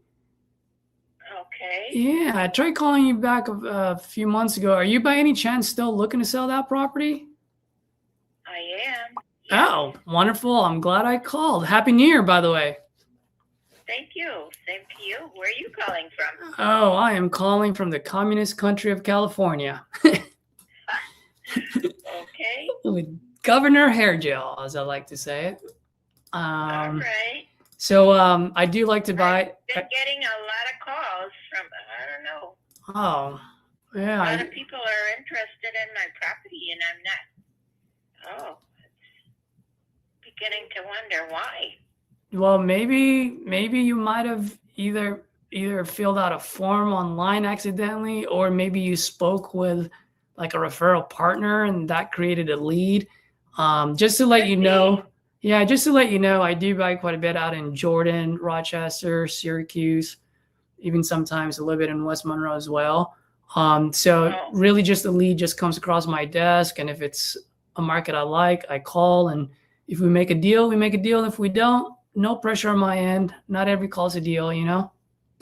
I know. That's true. Yeah. So how much are you looking to get for this one? Well, it can't be under 75. Okay. So 75 the least. And and all right. Well, while I pull this up, can you tell me a little bit what you got going on over there? Well, it's a 3-bedroom, 1 bath, upstairs, downstairs, living room, dining room, kitchen. I'm selling as is. Kitchen's probably gonna need remodeling, and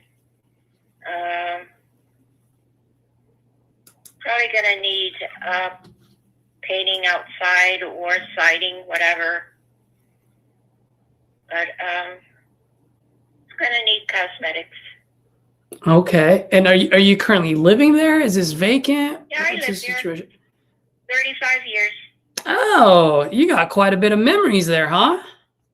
I do, yes. Wow. I think that's the reason I keep saying I'm selling, but then there's so many memories. Yeah, just not ready to let go And, yet, huh? I lost my husband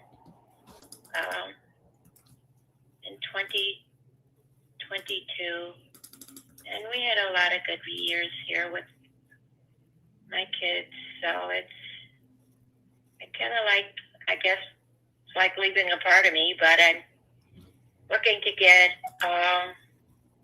duplex where I'm on one side up or down, and my daughter is up on one side or whatever. Gotcha. So they can take care of me. Well, first and foremost, ma'am, sorry to hear for your loss. And I've never lost a spouse before, but I did lose my dad in 2023. And I lost my younger brother 4 months after. And I got to see how devastating it was for my mom. Right. When she lost her husband at 50 years and then obviously losing her youngest child. So I get it. And hopefully, you know, even if we don't make a deal, hopefully I can be a resource for you. Okay. Okay. All right. So a couple of things. You said you've been there for 35 years. So you're looking to sell this property and use the proceed to get a duplex out in Rochester. Did I hear you correctly? Yeah. Have you guys do you guys have a spot picked out already? Well, I look every day online and I see something I like and then it's pending. Mm-hmm. But I know I have to get going and get the monies for another property. Yeah, and how much are those duplexes that you're looking at? Some are like 120, 145. I don't want to go like over that because, you know, I don't want to be trying to get a mortgage that's higher that my kids can't continue with. Yeah, I was just gonna say. I mean, and the rate is really, really high now, and like I'm getting a lot of calls. People want this property. They don't want to give me anything for it. Not up to where I'm asking. oh, what kind of offers have you been getting so far? 60, 62. I know they're going to get this property. It's in a good spot. College Town is right over there. The U of R. Everything is around in this area, you know? So just like the house next door is, they're running for $1,700. So I know they're going to make good with this property. Okay. I wouldn't dare settle it for 62. No. Okay. No way. So if that's if you're right there at that price range, don't waste my time. No, I'm not here to waste your time. And quite frankly, I don't even know what price range I'd be because I'm still looking around. At the end of the day, I mean, I understand this is your house for 35 years. You have a lot of memories. I don't ever want to, what's the word that I'm looking for? I don't want to offend you. And, you know, I'm not here trying to hit a home run. I feel I'm pretty fair buying properties at its current condition. And you know, I want to put as much money as I can in your pocket so that you and your daughter can get a duplex. That being said, I need to do all of that and still be fair to my business. Right. And so I can understand that too. Yeah. And so all I'm doing really is I'm just trying to look at, so what I'm doing right now is I'm just looking at the market, see how much properties are selling for and so forth. And at the same time, if I can come up with a solution that can get you and your daughter a new place and this thing, it pencils in for me, then that's a win-win situation. And if we don't, no problem at all, I know. So, Do you have other, whatever, what do I want to say? People that are here yes, that you work with? yes, ma'am. So just to explain to you, in case we do business together, how my process works is, let's say 75 works for me, and I don't know yet, but let's say it does. First thing I do is I send over an agreement just saying, hey, we're looking to purchase this property at 75, for example, in a time frame that works best for you. So I'll make it as convenient as possible for you, and I can work with your timeline. So if you need 60 days, we can do a 60-day close, whatever it is. Okay. And I can close as soon as title clears too. First of all, could I ask you how that works? Are you the cash, or you are are you a cash buyer? Yes, ma'am. I am a cash buyer. So if we do business, I will open title. So that in New York, it's title attorneys, right? They're there to protect you as a seller. They're there to protect me as a buyer. While we're going through title, that's when I will send my guys out there. I'll send my contractors, inspectors, and then I will also be sending my local partners. So just for full transparency, whenever I do buy properties outside of my market, I always partner with a local investor. And the only reason why I do that is I always want to make sure that I have a set of eyes on my projects at all times. Oh, okay. Okay. It's already difficult enough to make sure John and Joey 15 minutes down the freeway are doing their job to hit the deadline, let alone across state lines, So that's usually my process. I don't do anything until we get an agreement. Obviously, we don't get an agreement until we agree on price. And then once we do all of that, then that's when I start going to work. Does that make sense? It makes sense. Okay. Do you have other properties here or no? In Rochester, a lot of them I've let go, but I do have my partners that's still actively buying out there. So when I do look at another property in Rochester, I'm either partnering with the local investor, or I will simply just find them a good deal, and they pay me like a finder's fee. In our business, we call it an assignment fee. That's another way for me to make a little bit of change, not a whole lot. But once again, either I partner with them where I'm part of the deal and I get paid way down the road, or if they want to buy me out, they can buy me out now. At the end of the day, it doesn't come out of your pocket. Oh, okay. Does that make sense? That makes sense. Yeah. So just a couple of quick questions for you. You mentioned I can rent it out for about $1,500. If I decide, whether it's me or my partner, if we decide to flip that place up for, after updating it, because I know you've been there for 35 years, after updating it to make it look 2025, how much do you think I can sell it on the market? Probably, there's some down the street, they're going like probably 160, somewhere around there.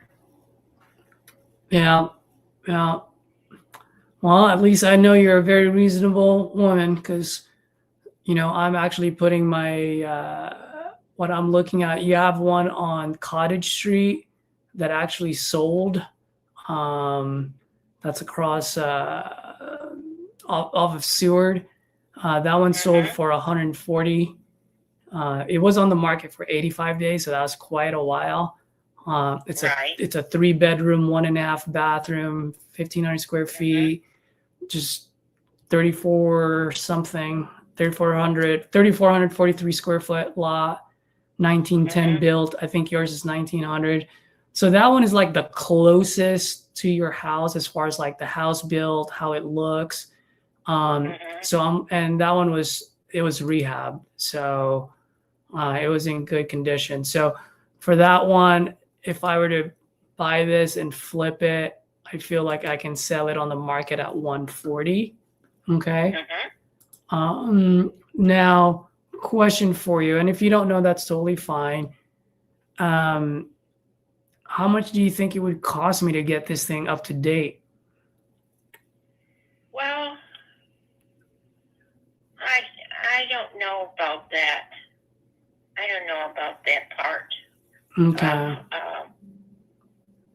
Well, can you? I'm Can going to have to. Actually, all I'm doing now is like listening to quotes and looking for another house. But as far as me telling you how much it would take to bring it up, I'm not sure of that. Okay, that's no problem. I was just asking just in case maybe you had a quote from a contractor before. So no problem. I mean, No. I'm an expert, so I know I can figure out just straight up from the square footage.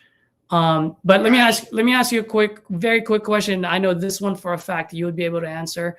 If I were to walk in there today, does it look like it's in the 2020s, 2000s, 1990s? Like what's the atmosphere like?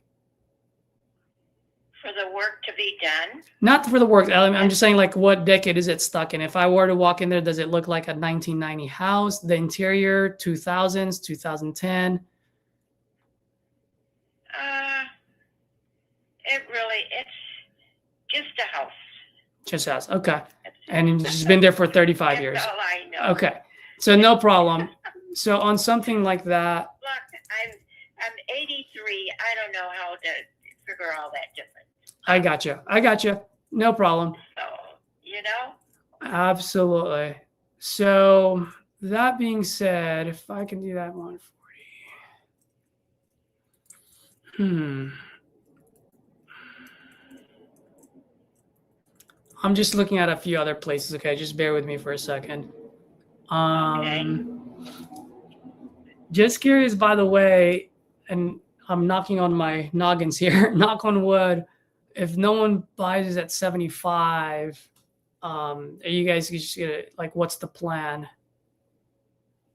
If nobody buys it at 75, well, I might go 70. No lower. I can't. No lower than 70.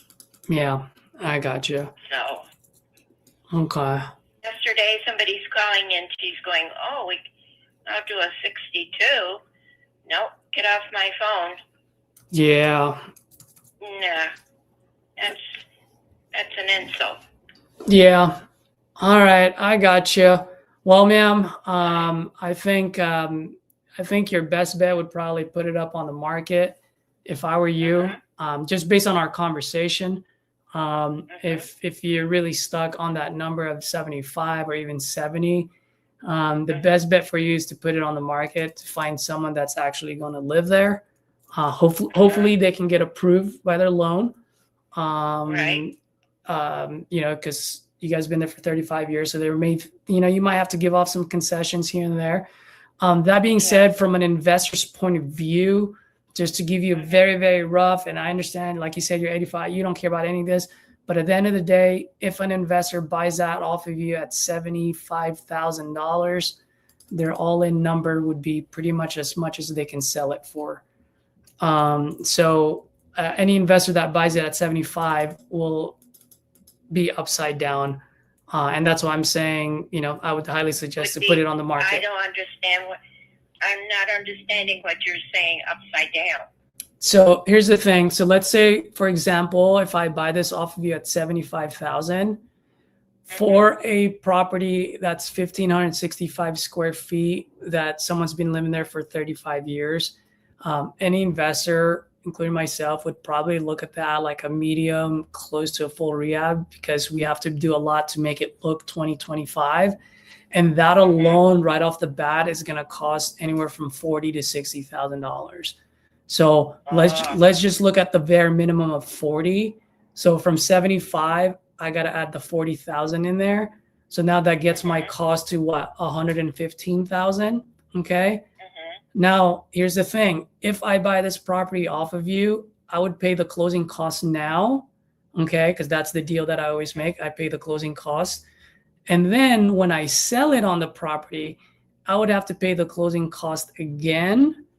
And then at that point, I would have to pay realtor fees. Oh, okay. Yeah. And then on top of that, I also have other costs of like holding the house between now and when I sell the property. So between those, all of those costs that I just mentioned, that's another 20,000, like 15 to 20,000. So from 115, I got to add another $15,000 in there. So now I'm at 130. So if I buy this off you at 75, I would be risking about $131,800 to be exact, just to potentially sell it at 140, assuming the market is going to be the same. And as you know, it's the winter time. By the time I can sell it, it would probably be when it's warmer. So that's not going to be till like, April or June. You know what I mean? And the longer I keep the property, the more money that it's going to cost me. And so I'm just explaining this to you. I'm not trying to talk you into selling it to me. I just wanted you to get an idea on how an investor would look at it. And that's why that number wouldn't make sense. All right. I thank you, and you have a good evening. All right. Good day, whatever. Yeah, no, I'm at no work. problem. I watch my soaps at this time, and 12:30 to 3, I'm at work watching my soaps. Ah, I love it. Usually I don't talk to people at this time, but I picked up. Well, that might be Thank fate. Hopefully we can do business at some point. But yeah, try the market, okay?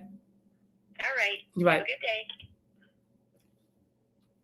Ian, hopefully you're watching.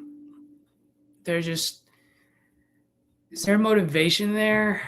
Yes and no. I mean, she said it right there. Like, she said it right there where because she has so much memory and she's not willing to let go yet. So quite frankly, that phone call probably would have been like a 10-minute phone call. Because you did ask and we're live. I just wanted to do all the other things. And that's why it took 18 minutes. Otherwise that would have been I'd say 10-minute phone call tops, just to pull on some strings to see if something falls out. But at the end of the day, she's stuck on that number at 75. One thing you can do is you can try to do it and see, hopefully, yeah, but no, you can't. The only other way about this is maybe doing a seller finance. That's something that, if I were you, if you keep her in your CRM, that's something where you can give her a call back and just ask, how much do you need as a down payment? Because she might only need like $15,000 as a down payment. And so if she does that and then you just pay her monthly, that might be a potential solution. The only thing is, I just don't know if an end buyer would do a down payment plus put in all the repairs, But bro, as far as your underwriting goes, you're dead on. I would be at 30 as well. 30,000 with $19,000 of assignment fee, just to give me that cushion. So I don't have to go ask for a big price drop if need be. But yeah, I think you and I are aligned on that one.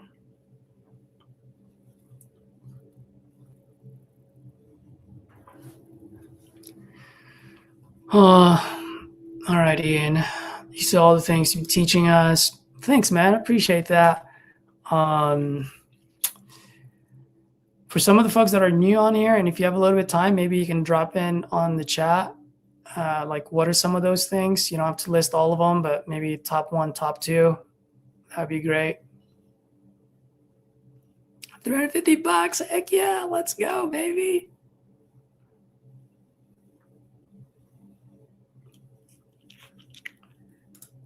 Let's see if there's anything else.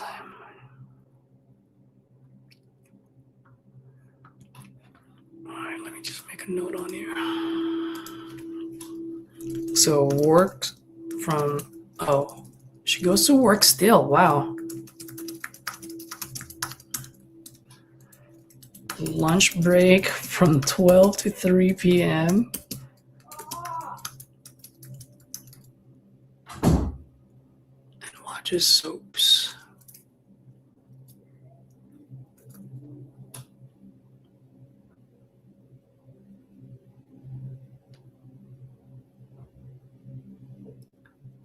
Let's see. 175K.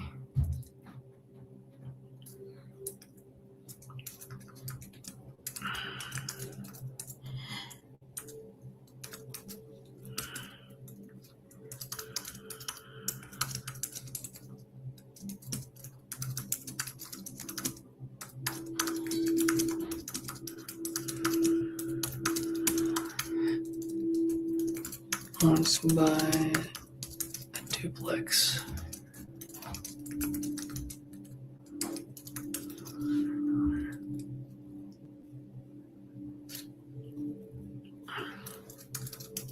Keeping long-term follow-up.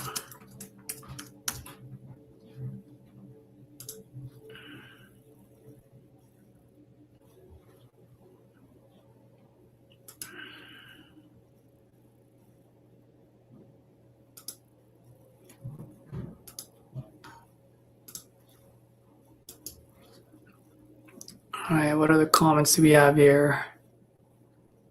Yeah, you got quite a bit. Let's see. JT, a quick question. Can you guys hear me okay, by the way? Okay, cool. How do you go into educating them if the price is wrong? Do you use a one-liner? And also, when do you determine to educate and give the offer and not just educate them? I try my best to dig in as deep as I can in the motivation before I educate. And if I see that there is no motivation, then I will just do a very brief education on why it wouldn't work, and to see how fast and how they respond. Not only how they respond, but how quickly they respond. Because that tells me whether there's motivation or not. If it takes them a while to respond, then now they're processing, and what they're doing is they're agreeing with me that the logic is correct, and now they're doing the math in their head to see how much they absolutely need. Now, if they respond very quickly, then that means they didn't even take the time to think about what I just told them, what I just educated them on. So that tells me there's absolutely zero motivation. You know what I mean? There's really no one-liners. One of the things that I like to do is I just go, ma'am, like what I told her, if I buy this off you at 75, I'll be upside down on this because my all-in number is 130 just to sell it for 140. So as you can see, she asked, well, I don't understand why that's the case. At that point, I'm going to go ahead and educate. Well, one, she asked. And two, if you notice, when I told her that if I buy it at 75, my all-in is 130, but I never went into repairs, closing costs, holding costs, or none of that stuff. I didn't do any of that because she's an 85-year-old woman. And as you can tell, I already asked her some of the other questions. She was like, whoa, pump the brakes, buddy. I don't know about any of that stuff. So you got to watch and listen and know your audience. So JT, hopefully that answers your question.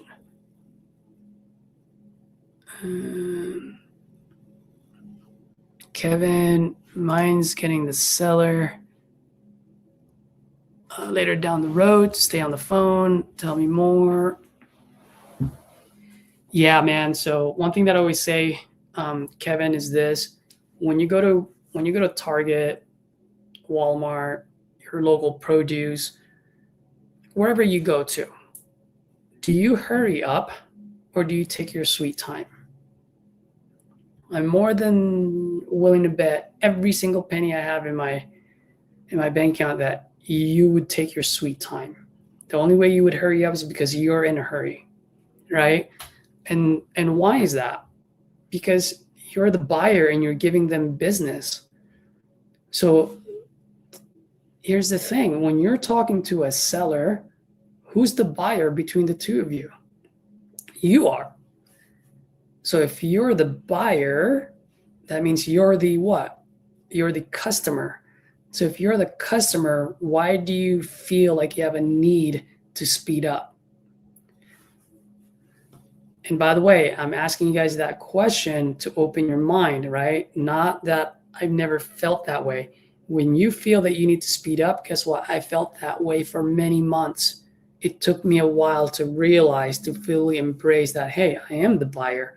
I'm the guy that's going to put money in their pocket. So yeah, they better listen to me. And if it takes me half an hour, it's going to take me half an hour.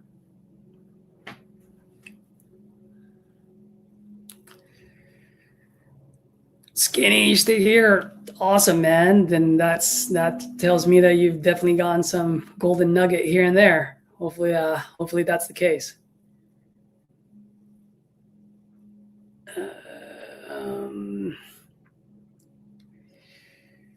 All right, so that makes sense. So how do you transition into the offer?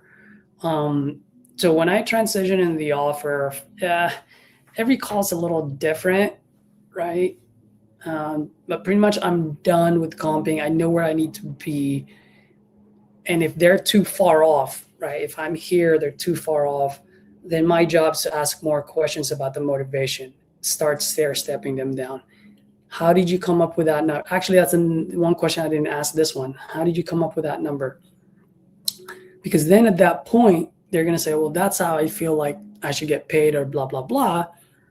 Then that would be a good transition for you to say, well, the reason why I ask is because I'm looking at all the properties in the area. And for a fully rehab place, it's selling at 80. And you just told me that you've been there for 20 years and I need to fix this, this, and this. So why would I pay $75,000 and have to do the work when I can just buy another house for 80 and move my tenants in, right? Because then it opens that up. So that's a logical way of, when you ask that question, it's a good transition for you to start educating. But also the reason why you would ask that question, and RJ opened my mind on this, I didn't know this until RJ pointed it out. When you ask, how did you come up with that number? Actually, about 50% of the time, it's a motivational question because they're going to tell you, well, I need 75 because of XYZ. Right? And so when they answer it that way, you no longer have to transition into the education part. Now, oh, that's a motivation that we didn't uncover, or maybe they mentioned it and you missed it. Now you got to stay in that pocket and you got to dig deeper. Oh, so you need that 75 to what? To move where? What's going on? How much down payment are you going to do? Another one, I didn't ask her how much would that down payment is. And that's why, if Ian, you're still on, that's why I suggested earlier, if you were to call her back, I would get into the seller finance to see if they would even entertain it. So Kevin, does that make sense? Or whoever asked JT, tell me how you came up with that number is usually a good transition, but also it's a good way for you to get the motivation and see why they came up with that number. I don't know why I was leaning to the microphone, and I could have leaned the microphone into me. Cool. Any other questions, guys? Please smash that like button if you like what you heard today. If you're new, Skinny, if I added value today, brother, subscribe to my channel, turn on that notification so you always get you don't miss out when I go live or when I put out a content out there, whether it's a long form or short form video. Really, I'm here to just help and educate as much as I can. For the folks that are watching, they all know, Skinny, I'm not a guru, not yet. I do know a lot. I am pretty good at educating and showing not only the good, but the bad and the ugly. And if you keep watching me, man, one thing you'll like is that I'm an open book. I tell people I'm still in the startup phase, brother. You know, I'm not making millions. I'm still, you know, struggling on certain months. Certain months I'm eating, certain months I'm not. And that's the life of a solopreneur. It's up and down right now. And my job is to get it to a point where I'm able to stabilize it and maximize my peak and minimize my valleys, right? And so I'm still getting there. I'm in the trenches with you guys. Anything that I share with you, I suggest are based off of what I experienced in the trenches and what I learned within Titanium from the GOAT himself, RJ Bates. How often do I go live? Skinny, I go often. Well, last year I didn't go as often as I used to. I am really thinking of going live again once a day. I know it can get pretty tough, especially that I'm helping other folks within Titanium. So to answer your question, I'll do my power hour Saturdays, and I'll try to get on here, you know, let's just say maybe anywhere from 2 to 4 times a week is what I would do the lives. I will go live tomorrow with RJ, so watch for that. I'll put it up and so you guys can see. JT, do I have any KPIs and goals I should aim for to hit 10K a month, offers and closing conversions? Great question, JT. I don't know your skill set. I don't know where you are or your skill level. So let's assume for a second that you're extremely new. Here's the thing, man. When I first started, even till this day, when I first started, my very first KPI, my very first goal was to get 300 people to tell me to fuck off in the first 30 days of me being in this business. That was my only goal. I didn't care about any other KPIs except for how many fuck offs did I get. So if you're in that stage where you're very new, that should be your goal. If you're past that, for me, my only KPI that I care about is 3 to 5 offers a day. 3 to 5 offers a day. When I say that, I'm talking about solid offers where she's at, you know, the seller's at 500. I need it to be at 325. We talk, I educate, they come down to 450. I educate more, they come down to 400. I educate more, they're now at 375. That's a solid offer of 325. Why? Because I'm in the trenches, I'm battling, I'm getting my reps in, right? That's a solid offer for me. So if I do that 3 to 5 times a day, I don't care what happens. I'm getting anywhere from 3 to 5 contracts for that week in my current skill set. Is that going to happen every week? No, but I'm going to have 12 to 20 contracts by the end of the month. It's just going to compound every day. You just have to be consistent about it. As far as closing conversion goes, when you say closing, are you talking about from lead to getting a contract or contract to getting it closed and funded? Because those are 2 different questions. Omar, how do you go about the rural property leads struggling heavy with comping? It's so new to me from local to nationwide. Omar, what do you use for your comping tool? Do you use PropStream? When it's rural, a couple of things. One, I like to change the square footage first just to see what other houses are selling there.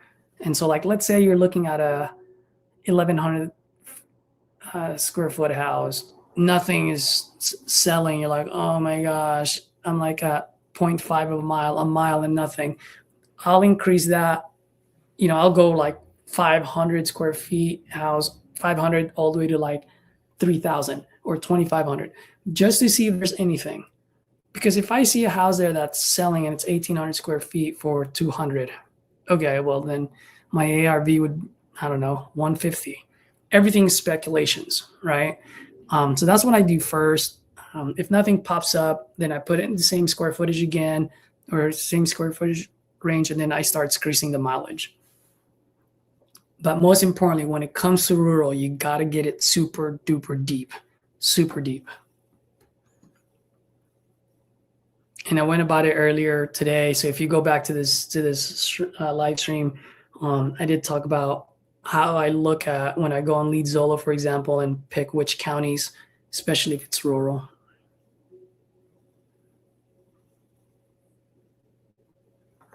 Hey, JT. Hey, man. We're all in the same shoes. Some folks have been struggling for a lot longer. Now that you've switched the close from, you already got 3 deals done. Perfect, bro. Congratulations. Keep it up. Keep doing what you're doing. Keep crushing it. Skinny, how long have I been doing this, man? I started picking up the phone on November 15, 2023. So literally just a little over 2 years. If you go on my channel, you go all the way to the very, very, very first video. I did a quick, I think 10-minute video on when I started, where I was at that moment, why I started the channel, what were the goals, and so forth and so forth.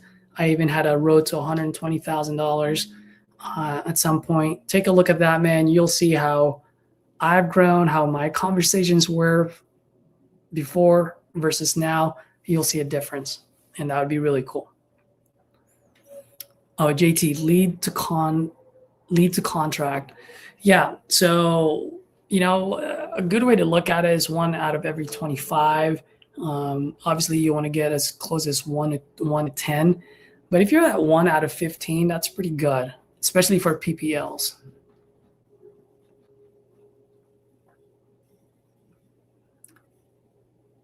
Jacob, I heard you mention before that you've never done this business while maintaining a W-2.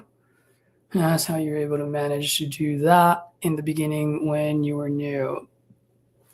So at that point, I was playing poker, so I had some capital set aside.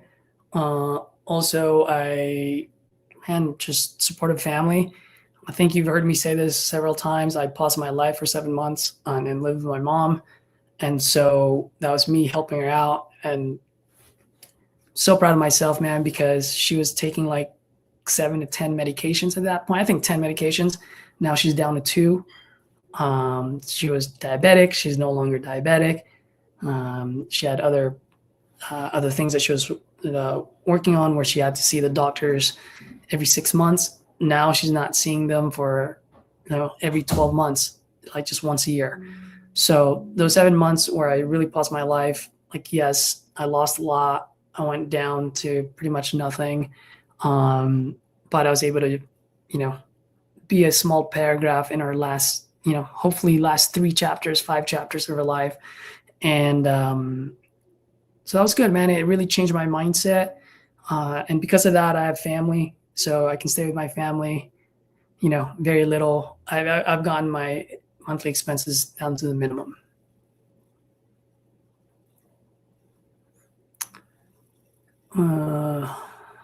Let's see. Yep. Jacob, you do what you got to do, man. It's at the end of the day, how bad do you want this? Do you want it as bad as you need to breathe? If that's the case, then do what you got to do. There's no shame in doing that, especially if you have an end game and you're working hard day in, day out, being consistent to do it. And you know what? When you make it on the other end, you make sure that you bring him up with you. That's all that matters.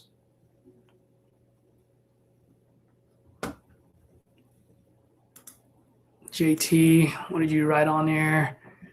Yeah. So last 2.5 years, last deal I closed last deal you closed was November.